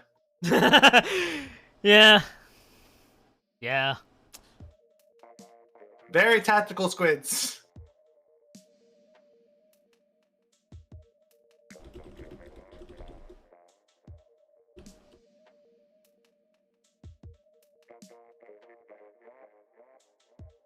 All right, we're still...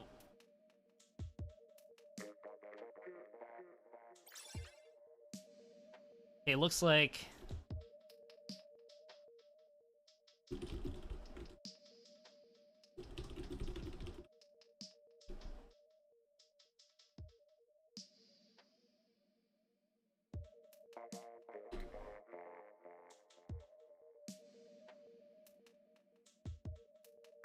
Still waiting to see both teams fielding out their rosters, yeah.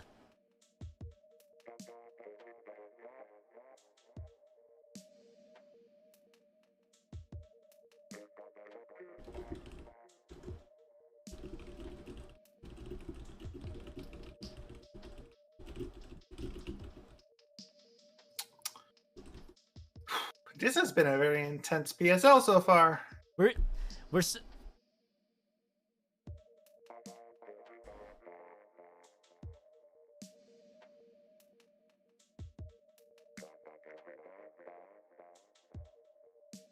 Ooh, okay.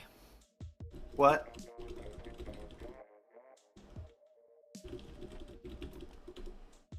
Something happening, Kyo? Yeah, yep, 1 second. Feel free to fill in. Feel free to fill in time here while I wait. Welcome to the PSL Losers Bracket. Your hosts are Keon and Regin Soda, and I hope you enjoyed the matches so far. If you want to watch the winner side of the bracket, please go to twitch.tv/ProtonJohn to watch their winners bracket side, although currently they are in intermission and taking a small break. So I guess we'll also use that time to go on our little intermission. If you need to get any water, stretch, maybe grab some popcorn to watch the upcoming matches, please do so. This is your time to shine right now. Now, thank you so much for watching, and look forward to more matches for the night.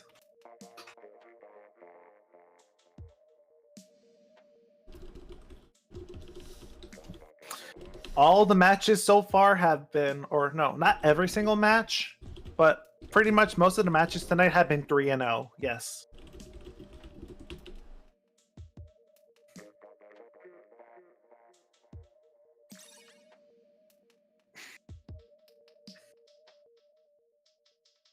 All right. So we have it. So here's our situation. Tactical Squids is going to be fielding 3 for this match. What? So the current situation is we are waiting on a 4, but they're not going to be ready, and we can't afford to take any more delay. So it looks like they can only field in 3.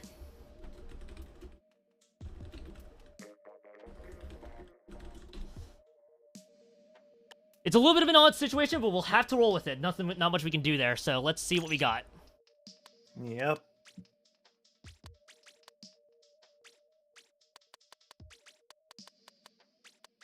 I think this should be the lineup.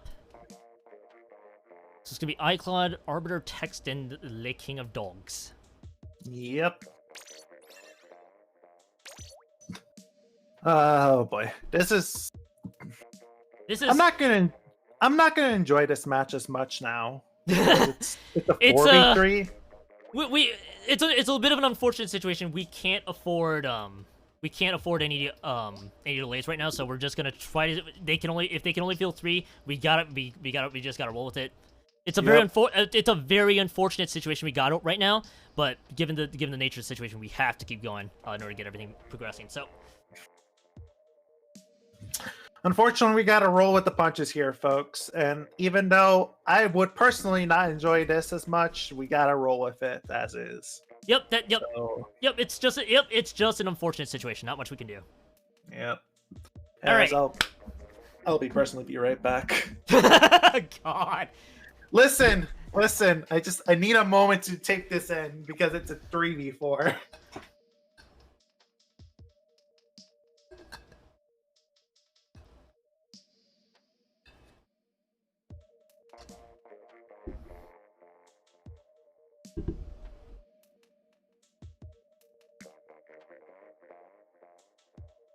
Thank you for all the loves. It's been a bit of an interesting day, to say the least. It's been an interesting day. So let's see what we got here. 3v4 coming up right now. Tactical Squids feeling Dre, Zem, and Somp. Inkslingers feeling in iCloud, Arbiter, Text, and Le King of Dogs.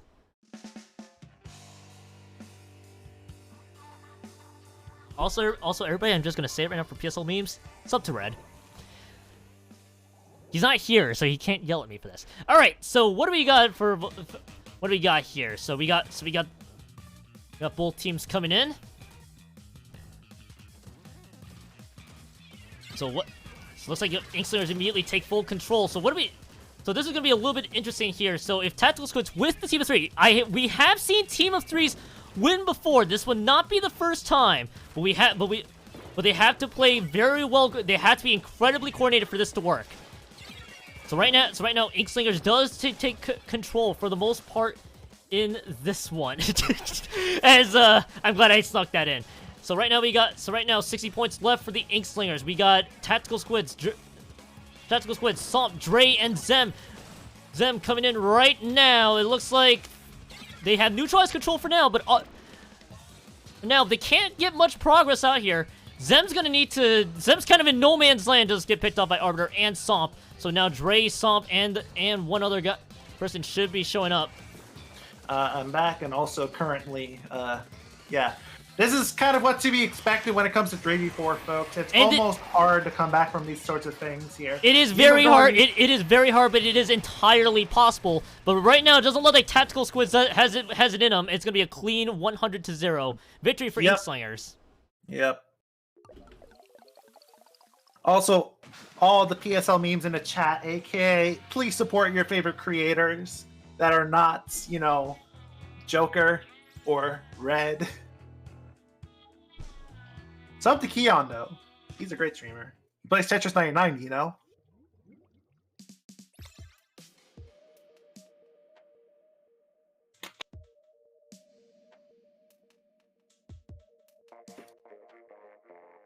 So, the next map is Rainmaker Piranha Pit. Yes, Rainmaker Piranha Pit will be the next match here.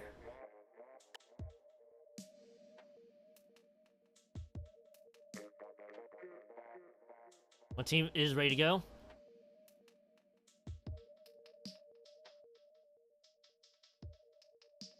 Oh boy. It's all more right. Mario 35. You play Mario 35 these days, Keon? Yeah, I have. 2, 3. I gotta start counting down right now because right now we are way behind schedule. So. Oof.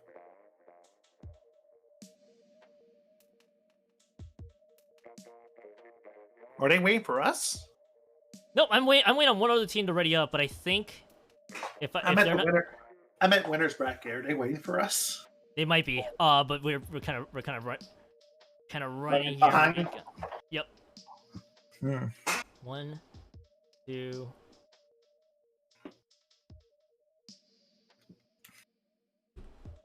Okay, cool. I just needed. Cool. Everybody's ready up. Let's get going.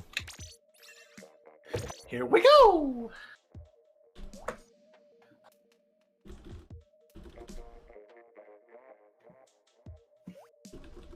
But yeah,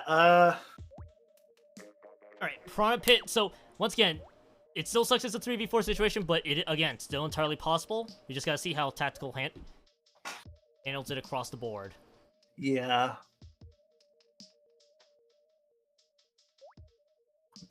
Otherwise, hey, that reminds me. I gotta hit this. There we go. Alright, here we go.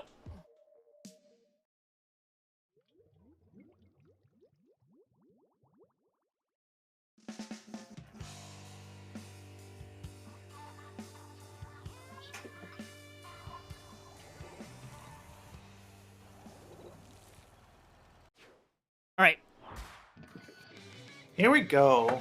We have Andre on the Tri-Slosher, Zema on the Splatter Scope, and MVP on the Custom Jet Sculpture, A on the foil things. Arbiter still on that camo tent. Text on a normal Splat Charger, and King of Dogs on the King of Dogs on the Kenta Sloshing Machine. My goodness. Well, so far right now, Tactical Squid's able to get the pick onto Arbiter for whatever it's worth right now. They might be able to pop this Rainmaker and potentially take it out there. 2 down, 4 Inkslingers. So right now, with the band of 3, if they play this right, this could be interesting. So far, King of Dogs going down. They might have a path carved up down the middle. They're about to approach a lot of ink on enemy territory, and Zonink does go down, so that stops it right there. Dre goes down as well. Zem's gonna have to retreat. Zem is watching very carefully. Getting a pick off the Rainmaker would always be nice, but Zem getting all the shots off like no tomorrow. A crack shot we have here, folks. Looks like King and Dodge and Andre were having a battle there. Dre going down, Tex taking it around the bend, getting caught by the Stingray. Yeah, Tex taking the very long, winding road, hopefully to make something happen out of that. And Zem using the Stingray, trying to at least pressure out the rest of the members here. iCloud, no, actually using a ton of missiles, so apologies on that one. And it looks like they're just going to be content with resetting the Rainmaker. Arbiter going for the hammer, getting MVP. Rainmaker reset it, unfortunately. It looks like no one decided to pick up the Rainmaker. I think they just didn't like the position where that Rainmaker is. And yeah, right now, Inkslayers, once again, to no surprise, again, tough situation, but they are pushing out Tactical Squids back to their own spawn. Now let's see if they can reset this push. A picking up the Rainmaker, trying to pretty much... Oh, wow. Ooh, that jump splashdown from King. That was a nice old jump splash down. The double Stingray from Zema and MVP there. Arbiter currently has the Rainmaker in his possession. Right. Arbiter, can he swim through the goop? No, actually, Tactical Squids just paint the entire... He was so close to the top. Yeah, Tactical Squids just painted the entire goal point right there, and Arbiter couldn't get it up. So far right now, it looks like Dre has the Rainmaker, trying to reset it back. It has been an interesting battle so far, to say the least. Right now, Inkslinger trying to fight as much as they can. The double Stingray coming from Tactical is very, very powerful. They're using it very well. On top of Zema being a crack shot, they're actually providing a lot of pressure, despite being a 3v4 situation. If they had one more, this would be a heck of a fight. Yeah, this could have panned out very differently right now. So looks like where we got the Rainmaker still right there. Tech's picking up the Rainmaker since he's the backliner of the group. And looks like they have a very clear shot. And yeah, there's a clear shot. Yeah, they just need to ink the endpoint. Then the conveyor belt was just there for the taking. Game 2 belongs to Inkslingers. It's match point for Inkslingers. All right, so both teams will be fielding the same roster right now. So we're gonna actually be proceeding We'll be proceeding after about 5-ish seconds to map number 3. Just reached out on them to that, so this will be the final match, or this may be the final match. 4. Okay.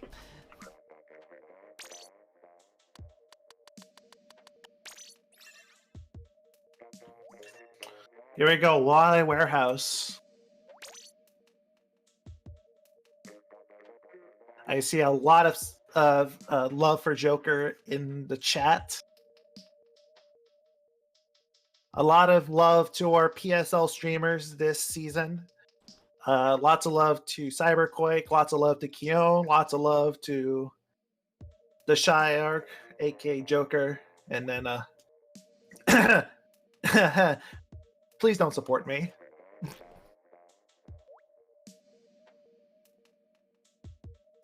But lots of love coming from our community this season for our commentators who have done an absolute job of trying to stream every match they possibly could. Absolutely. The commentators this season have done a lot of great work trying to provide entertaining matches or entertaining commentary for any of the matches that they have picked up. So, shout outs to them. All right. Match point for Inkslingers. They just got to get it done in Walleye Warehouse. And then that's it. They move on to the losers bracket, although probably with unease. Because, honestly, I would have loved to see a 4v4. I think a lot of people would have loved to see the 4v4 because Tactical Squids throughout the rest of the regular season have been a very intriguing team, to say the least. They're very strong. They really are, but... Again, it's a very unfortunate situation, but there's not... That's just the nature of the way things went for playoffs. Both teams right now... Not even... That's a wipe. That's okay. That's a wipe. Okay. So Andre was running the Tri-Slasher, Zema running the Bamboo, MVP running the nice 6 Gudako.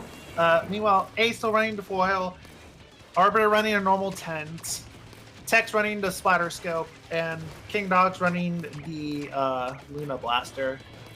This is to very little surprise a very powerful push right now. A very one-sided push. Yep. They're also playing the long game right now. They are trying to make sure they keep that basket open as team collects clams. Arbiter jumps, starts throwing clams in. 2 clams left. 5.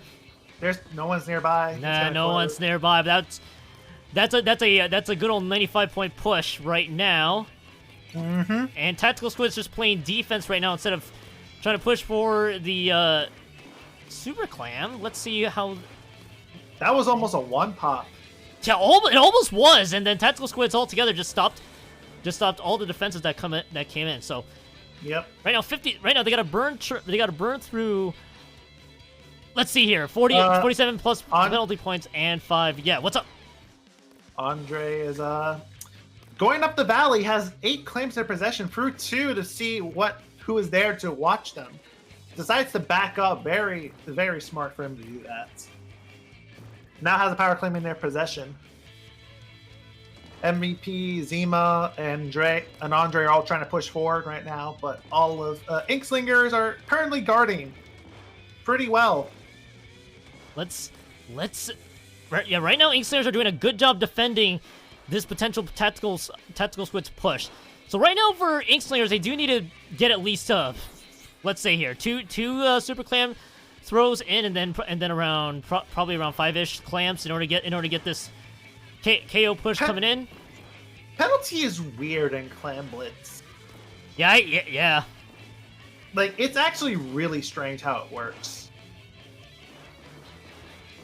A throwing clams to Arbiter so that we can get the power clam. So right now, okay, so King of Dolls now going to be leading in with the Super Clam, so this should at least kickstart some of the turn out of the penalty points. Here comes a bunch more. Tex using the Stingray, iCloud using the Ten Missiles just to get them out of there. Now they just got to play the Clam Collection game, and that's a 3-0 for Inkslingers. They move on to the next round. Tactical Squids, I know the situation wasn't great, but we had to move right along. But seriously though, GG, well played, and you guys had a phenomenal season. Mm-hmm. Very unfortunate what happened to Tactical, but honestly, like it's just the way it is at the moment. So the show must go on, and unfortunately, Tactical could not show their full power. I recommend folks, if you want to see Tactical at their best, watch some of the VODs in the PSL. There are plenty of them to find. Just go into Discord search, look up Tactical Squids, and try to find any VOD that people posted. They're a very solid team. All right, it's round 2. Oh boy.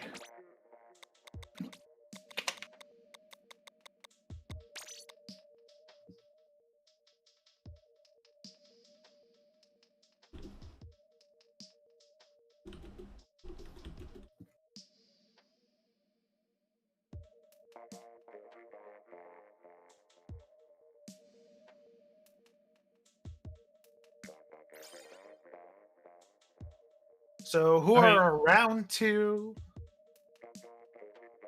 We need to get a few players out of there. Zema.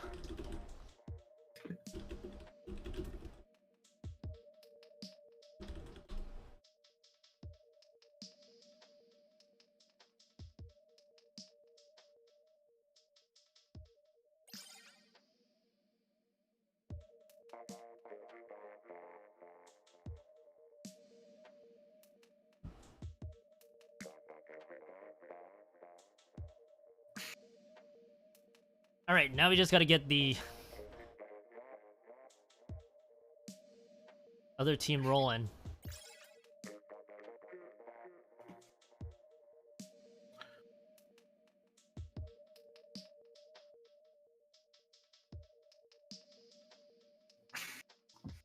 And Soul's loading in. Hang on, let me see if I can. I can't kick. Dang it! So Triton, Splatoon, and Soul. This is the next two teams that are gonna fight. Yep. And we gotta clear out these scores here. Is Zema still in the room? We need Zema to get the heck out of there. Andre, if you have contact with Zema, please tell them to get out of the room, please.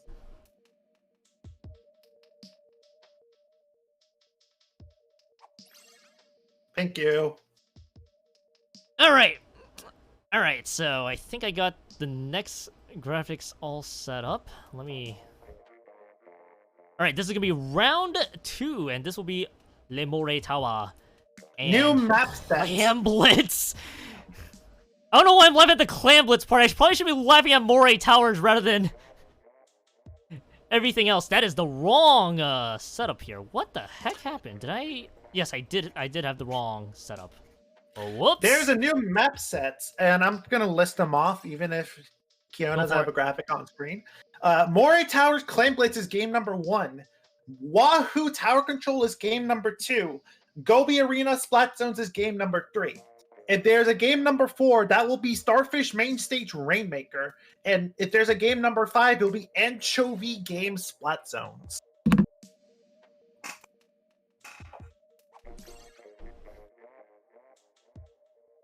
We are just waiting on one more of Soul and one more of Triton. We're just waiting for one more of Soul.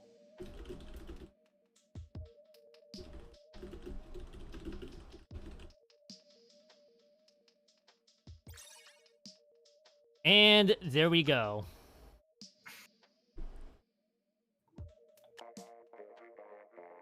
All right, let's begin. All teams are on deck.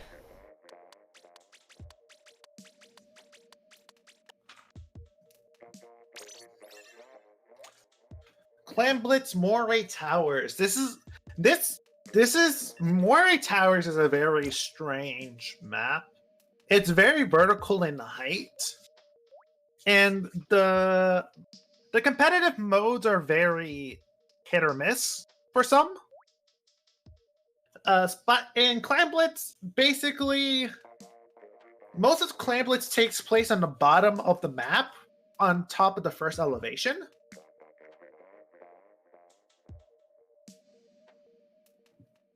So we're going to be seeing a lot of the match being focused around the center.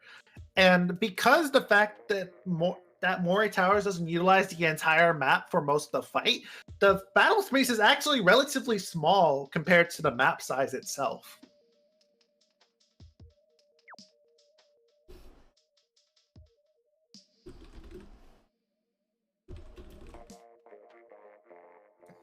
So that's going to be something to look forward to. All right, let's see how round 2 goes, though. This is good. Start of a new map set, so we have an interesting map set for everybody for everybody here too. So let's see what we can get out of it. 8 seconds left. 8 seconds. Triton Splatoon. Sorry, I'm laughing at something else. God, why do you point that out to me? Yeah, Gudako finally made it past the first round! It's a miracle. So, one of the players has been to every playoffs, but never made it past the first round. All right, let's see. In Moray Towers, what do we got? Blue Racer on the Inkbrush Nouveau, VickFirth on the K-Pro. Icy on the 85, and Crash on the Remix, DRF on the Try, Yuuko on the Blah Blah Deco, mofugami on the Tent, and AZN on the Try. We have 2 tries on Triton's side. And right now, they are just rushing the basket. Wow. Maintaining absolute dominance. Mofugami utilizing that Tent to pretty much cover up those narrow ways on the going up the tower for Moray Towers. Soul making a little comeback here. Mofugami still guarding that little platform of his. Jumps down. Decides not to mess with the remix a little bit. So far, not one team really have made the push to break the barrier quite yet. All of Team Soul had to go to Mofugami and decide we don't know how to deal with the 10, so we need to rush everyone at it. That's interesting. You point out that Mofugami does bring out the 10 because usually I've seen him a lot on the CDS for most of the matches actually. Yeah, Mofugami's main bread and butter has been the CDS for this entire season. The fact that he was playing a different weapon now is pretty much a bit of a shocker. All right, but he is absolutely rocking that tent. DRF ready to guard the basket. All right, not one team has really made the attack on Le Basket. So this will be interesting to see how both teams attack here. So Asian is going to be the first one to spawn the Super Clam. So far, just passing it up forward. I think both teams really didn't know how to feel about Moray Tower's Clam Blitz based on the way this game seems to be going out, to be honest with you.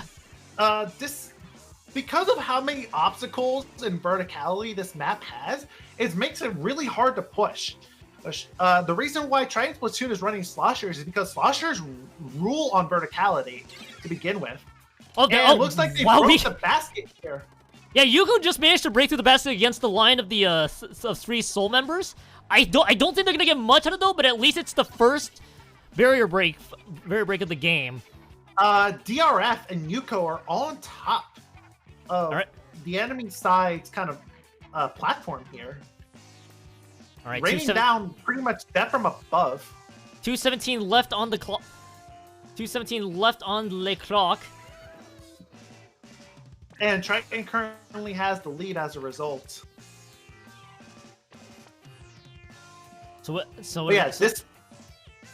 In this map, pretty much strange weapons that normally wouldn't work on a flat setting are king here. Icy breaking the basket here. Icy just literally just the one extra clam is enough. John too just chucked the other super clam in. Blue Racer just not able to make it past Triton Splatoon. So that's a good push coming in out of Soul. That's gonna wipe out most of the team, but still nice. Yep. Looks like I think right now Triton is gonna probably play a little more aggressive now that Soul has the lead in their possession here.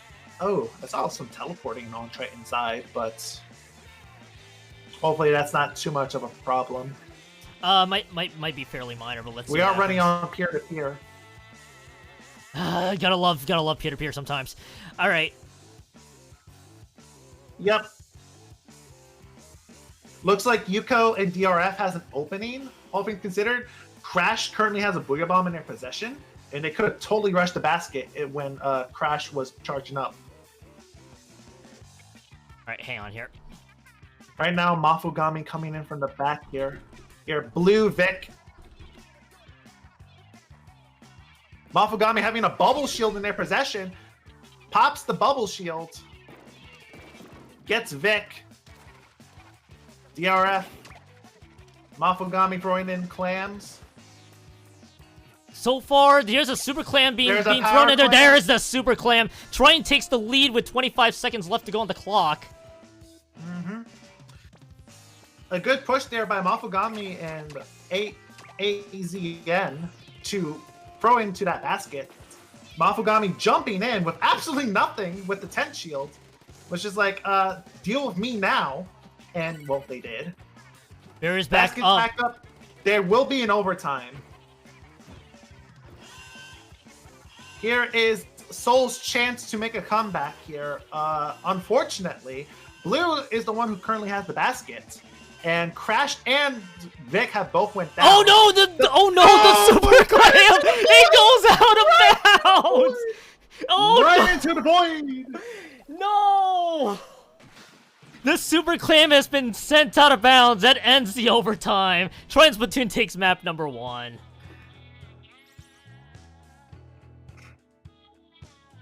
Right into the void it goes. Right into the void it goes. And apologies, folks, for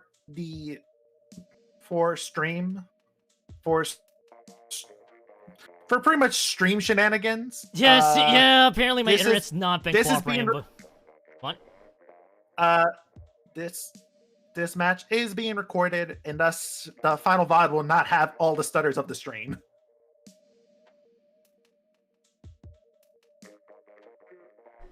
Is that correct? Yes, that is correct. It will be recorded, so. Or it is being recorded. Yep. Not will be, it is.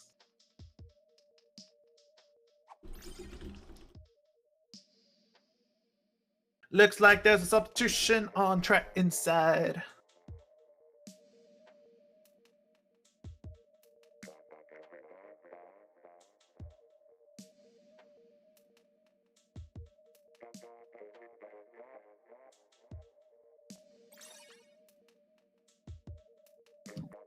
QB coming in. All right, everybody. That should be everybody. Just waiting on validation.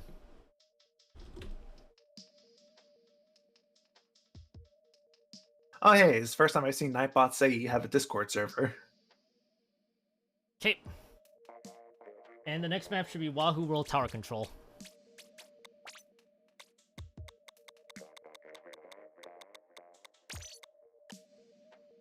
Alright, let's begin. Our first foray into tower control because of how all the maps have went tonight. Yep.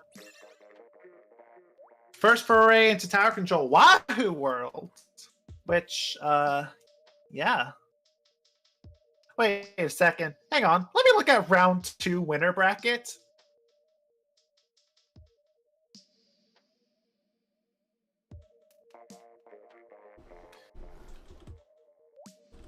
Wahoo Tower Control, Skipper Pavilion Zone, Sturgeon Clamblets. Okay, so both rounds have Wahoo Tower as common.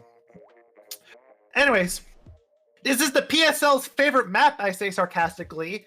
Although it's not the same map combination with me on, but it's Wahoo World's Tower. At least it's not Wahoo Zones. Because that's a meme at this point for us. Jeez. Pretty standard, pretty box standard map. If you game past the first checkpoint is relatively easy. It's the second checkpoint that's going to be harder to do, and the third checkpoint is just a matter of do you have the entire thing on lockdown or not.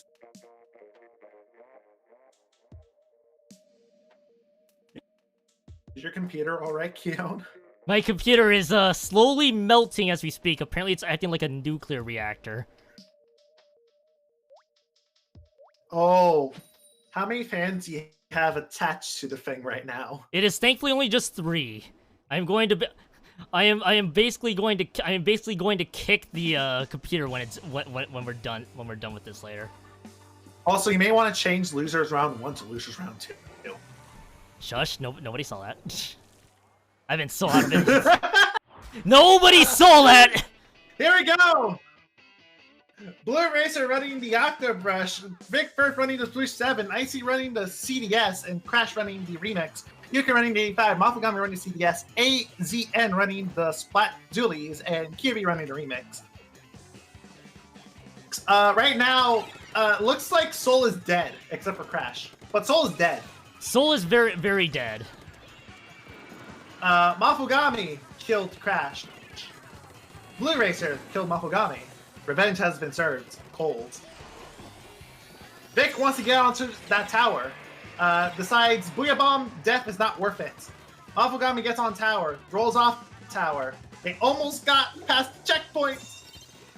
Mofugami 3v4s, or 3v1s, gets 2, dies to the 3rd. Yuuko taking top side here. Crash trying to get the Booyah Bomb. Icy trying to kind of flush out Yuuko. Yuuko having absolutely none of it. Blue Racer takes tower, crashes nearby. Mofugami decides, I'm just going to dodge roll into you. Yuuko and Mofugami pinched Crash. VickFirth going for hammer, dies to Yuuko. Soul is not doing so hot right now. Alright, so... Alright, where we got right now is that right now Triton Splatoon still has made through the first checkpoint.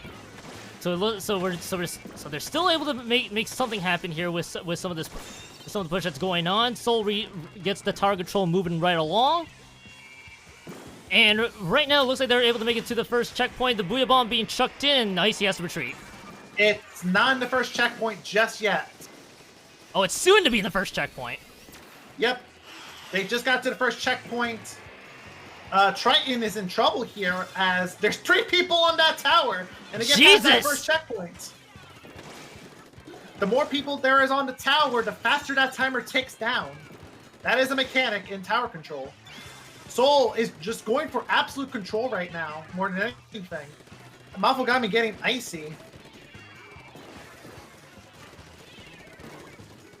They're not on that third checkpoint just yet, and it looks like they lost the tower. It's now time for Triton to push back a little bit. Vic gets caught sharking. Icy gets caught. Just a matter of Blue and Crash from coming back from spawn. Vic and Icy come back from the dead. Blue goes down. Mofugami on top. Vic is a little bit under. Vic going for the tower right now. Goes down to Mofugami. Yuuko goes down to Ice. Or sorry, Icy goes down to Yuuko. That's what I meant to say. QB tanking through that Booyah Bomb by going into Booyah Bomb state. Mofugami trying to maintain control right now. Yuuko trades with Vic. And Triton gets past that first checkpoint here. Right now, Triton currently has the entire lead on lockdown. To get past the second checkpoint here, right now, Soul is having trouble trying to get them off the tower. Vic going Rambo gets remixed off tower here. Yuuko trying to do their best to get Vic off tower. Unsuccessful. Vic goes into Hammer. Not a good time to bust out the hammer, my friend, but ends it early by yeeting the hammer. So far, it's been really close right now. We got a minute left to go on the clock. So far, the tower, resets back to lane neutral. Goes back to mid. Yep. As it currently stands, Soul is still technically in the lead, and right now, what they need to do is get Soul off their backs.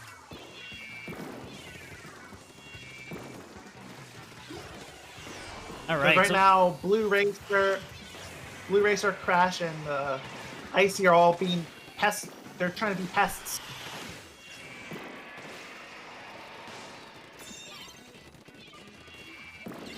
Blue goes down. QB goes down on tower. Vic is on tower. That's very dangerous because he has a high damaging weapon. All right, Mofugami needs to get on tower and get Vic off it immediately. Here's all right, overtime. Here is overtime right now. So we got Triton Splatoon trying to make stuff like this happen. Here That's a team wipe. That's a team wipe. But they got to advance a little further right now because Soul's original push up to 13 points remaining seems to be doing just fine. QB just jumps to the tower right on time. They still have yet to. They're still hanging on just fine.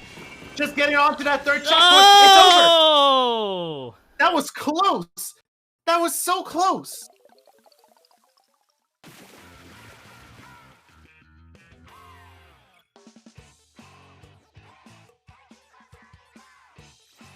All right, 1-1 for Soul and Triton. Let's see what we got here. Yep. Do I need to get backup stream ready? You may have to. We'll have to wait for next round, so just keep that in mind. Yeah. I will say give me a little time to prepare because I have absolutely no assets and I only have my just have a backup radio in case my stream goes to crap. 10 for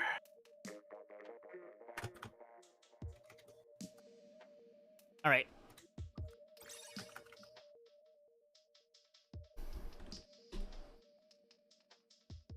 All right, map number 3 should be Splat Zone's Gobi Arena.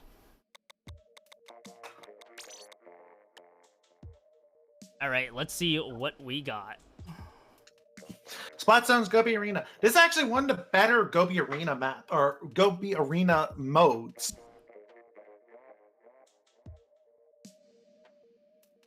There is going to be a VOD.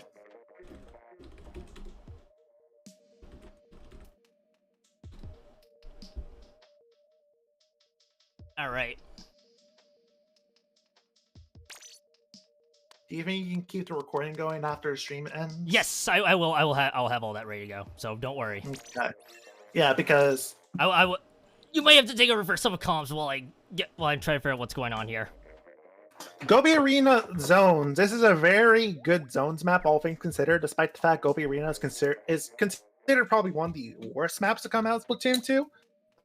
Rainmaker is garbage. Tower control is all right. Splat zones is pretty good. And Clan Blitz is a bit of a nightmare sometimes. But otherwise, this is a pretty decent map, all things considered. Bloblobber is actually really good here, especially if you get a sprinkler on the top of the ceiling. That really is really annoying for people to take back because it's just constant ink on one side, just spraying down on the zone.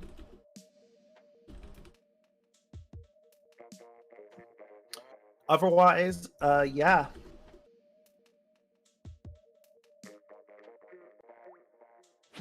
All right, let's see what ends up happening here. Series has been tied 1-1.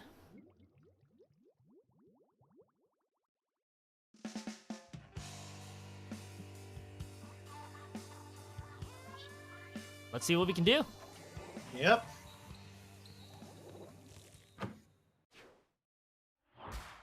What's your maps? Blue Racer on the Octobrush, Icy on the Junior, or Crash on the Ballpoint Nouveau, and Outlaw on the 52 Kensa, yuuko on the 85, mofugami on the CDS, AZN on the Dualies, and QB on the Remix. Booyah Bomb is not a good weapon on this map. That's something else I should have noted. Booyah Bomb is not good on this map. Because if you get it right on top of the pillow where you want to throw it, it's not going to paint the zone. Also, this is a really big zone, so booyah bombing the zone is just kind of counterintuitive. Crash going onto the floor right now. Blue Racer going to Inkjet. Trying to snipe anyone they can. Booyah Bomb coming from QB to pretty much clear the plat there. Icy going in for chucking in bombs. Outlaw stuck on the plats. Mofugami onto top near their hoops. Crash on their plats. Takes out yuuko. On the ground. Goes down to Mofugami. Mofugami's the only one left alive currently. Fighting Blue. Mofugami does go down. Blue occupies the zone by himself as Triton slowly starts playing out here. They're down 19 to 87 and counting. As Triton tries its best to occupy the zone. Booyah Bomb coming out from Outlaw into the middle of their plats. All right. So here, Blue going for the... No, go on, sorry. So Triton currently has occupation of the zone. Crash, Outlaw, and Icy are all on the middle platform right there. Trying to push in. Outlaw does go down to a bomb. Crash and Icy are kind of left hanging, and Blue is trying to go for a flank here. Gets caught by Mofugami as Icy and Crash are kind of stuck in their little positions here. Here, Crash goes down. Icy is only left alive. Mofugami is in the middle of the zone. Blue is trying to paint. Gets pinched by Mofugami and yuuko. Outlaw trying to get Mofugami from behind. Goes into Booyah Bomb mode. Paints one side of the zone. Make sure there's no control, and it goes right back to Triton. Blue is just sitting and waiting. Trying to get anyone they can. Gets yuuko. Gets pinpointed, though, by QB. And it's quickly ticking down here. ANZ, QB, and Mofugami are the only ones left near the zone. Penalties right back up here. Mofugami gets pinched and goes down. All of Seoul is on the floor right now. QB going for a Booyah Bomb, stopping the zone. Outlaw goes down. Blue Racer is sharking from underneath the platform. He's going to go for the back flank here. You get on top of their platform and try to get them from behind. QB goes down from Blue Racer's flank. Yuuko pushing in and tying with Mofugami to pretty much pincer. Blue Racer does go down. Control goes back to try inside. And yeah. All right, Outlaw trying to put in. 5 points left. 5 points left on the penalty points here. So we got 15. All right, we got. Looks like they have lost control here. So Triton Splatoon trying to make something happen here. 9-8-7. Can they do it? They do. Wow, nicely done. Triton Splatoon got it.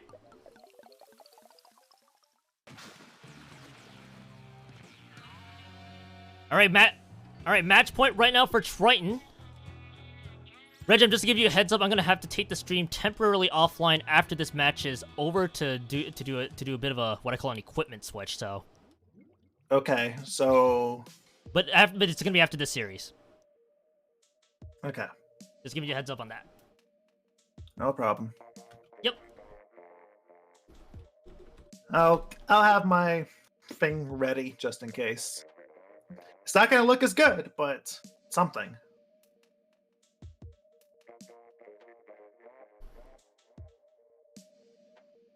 So we're at match point right now. With Triton at 2, Soul at 1. Alright, so map number 4 will be Rainmaker Starfish main stage.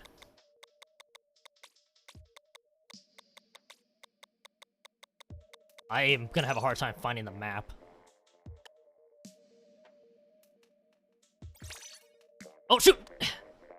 Just in time, actually. Holy crap. Woo!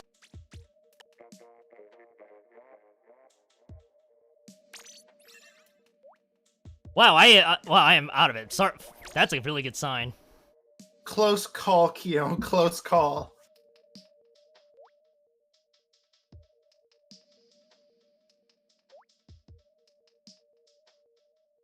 Woo.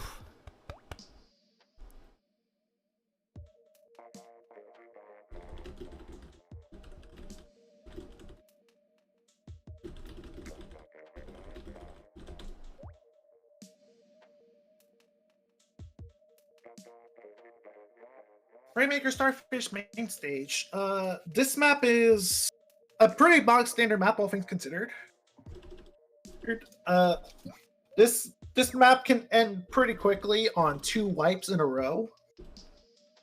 Oh, if they're not quick enough. Otherwise, this is a pretty competitive map with a giant obstacle in the middle of the way to prevent just major pushes, right? Just like that, like straight shots. It's not Blackbelly Rainmaker, but it can be just as bad as Blackbelly Rainmaker when given the chance. So we shall see what happens.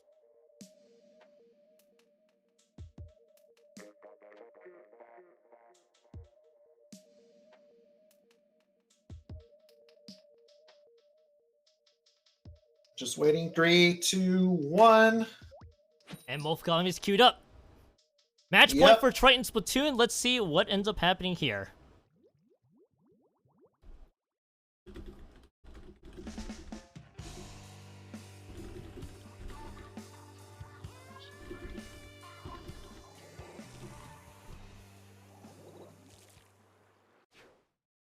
Here we go. Blue Racer on the Ink Brush, Icy on the 85, Crash or John 2 on the Ballpoint Nouveau, and VickFirth on the Sploosh 7, Yuuko on the 85, Mofugami and CDS, QB on the Remix, and DRF on the Tri-Slasher. Looks like both Blue and Yuuko had the same idea of watching the flank immediately. Soul picks up that Rainmaker and starts pushing forward with it. Mofugami watching from above. They get it down to 23. That's not, believe it or not, that's not even that big of a push in this mode. Get on top of that ramp is a big push. Both VickFirth and Icy are guarding that Rainmaker like their lives depend on it. Icy backs up. as the Rainmaker resets.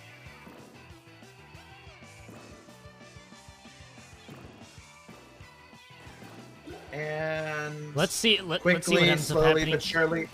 Yep, slowly but surely. It looks like right now Team Soul, Team Soul should be able to make something happen. So Soul was able to push up for 23 points remaining on the docket. Triton Splatoon looks like they're able to make something happen. So here we go. Believe it or not, make this work. 23 is not a lot on this map, all things considered. It really isn't. Oh, 4 points left.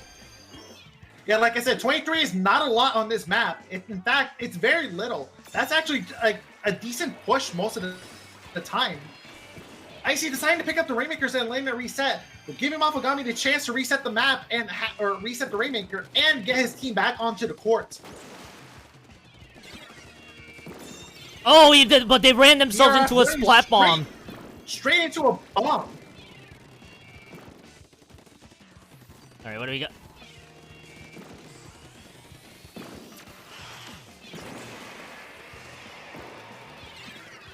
All right, so we got you. So Yuuko, they've been just been busy fighting over this Rainmaker right now. So it looks like boom. This is where the fight starts here, folks. Crash picks up the Rainmaker, but there was no pickup line. There was no put down line. And they were just so close. The Rainmaker. They tried to reset the Rainmaker, but they couldn't. They died before they could reset it. They should be able to do it now. No, not quite. Nope. They are prevented from resetting the Rainmaker of all things here. So right now, VickFirth, can he do it successfully? The answer is yes. Still a lot of time though. They're still in the lead, all things considered. But right now, they're trying to give each other a run for their money. This is a mode that Soul is really, really strong on, all things considered. And right now, it just looks like Triton is having time trying to find a way to push in. This is a very, very battle-heavy map. Just a matter of how fast you can knock out the other team before the other team gets back up. And right now, looks like they're just pushing each other back and forth, back and forth, back and forth, back and forth. Icy going for a solo push. Goes down because he tried to do a solo push. Here's Yuuko trying to make absolutely something happen here. So now Triton Splatoon, they just need to get a good push coming in. Soul's been playing some really good defense here, but there's the left side's now decently open. Icy does go down. Icy goes down. So does Blue Ray. So this could be a good push. VickFirth is going to be able to, I think, corner them. Yep. That's going to corner them just a ton. So far right now, it looks like... There's 3... Uh-oh. There are 2 ways to push the Rainmaker on this map, and they're not taking the second option. They're going straight direct shot here. They're all going for the straight direct shot. VickFirth and Icy both go down. Here's their chance to start Here's their pushing chance! They took the lead! They take the lead! They took the lead. 2 points left. 2 points left. Here they go now. 21. DRF deciding to jump in at a bad time as the Rainmaker pops and gets him. Blue currently has the Rainmaker in their possession here, holding it for the next 16 seconds. It's pretty much gonna be overtime. Yeah, but that was a much needed push. Soul needs to do the exact same to do this. Here comes 3. Except they weren't pushing as a team, which cost them the game. And I think that is game, set, match, and Triton Splatoon wins the series 3-1. Yep, game, set, match. All right, GG, well played to both teams. All right. Soul well fought, but their run ends right there. Triton wins. And we're gonna say goodbye to this nuclear internet that's been killing me. We're gonna go reset the stream. We'll see you guys back in a bit. Yep. Also, unfortunately, this is the end of your playoff road, Soul. All right. I also have to disband the lobby because of it. So, one moment. Are we muted?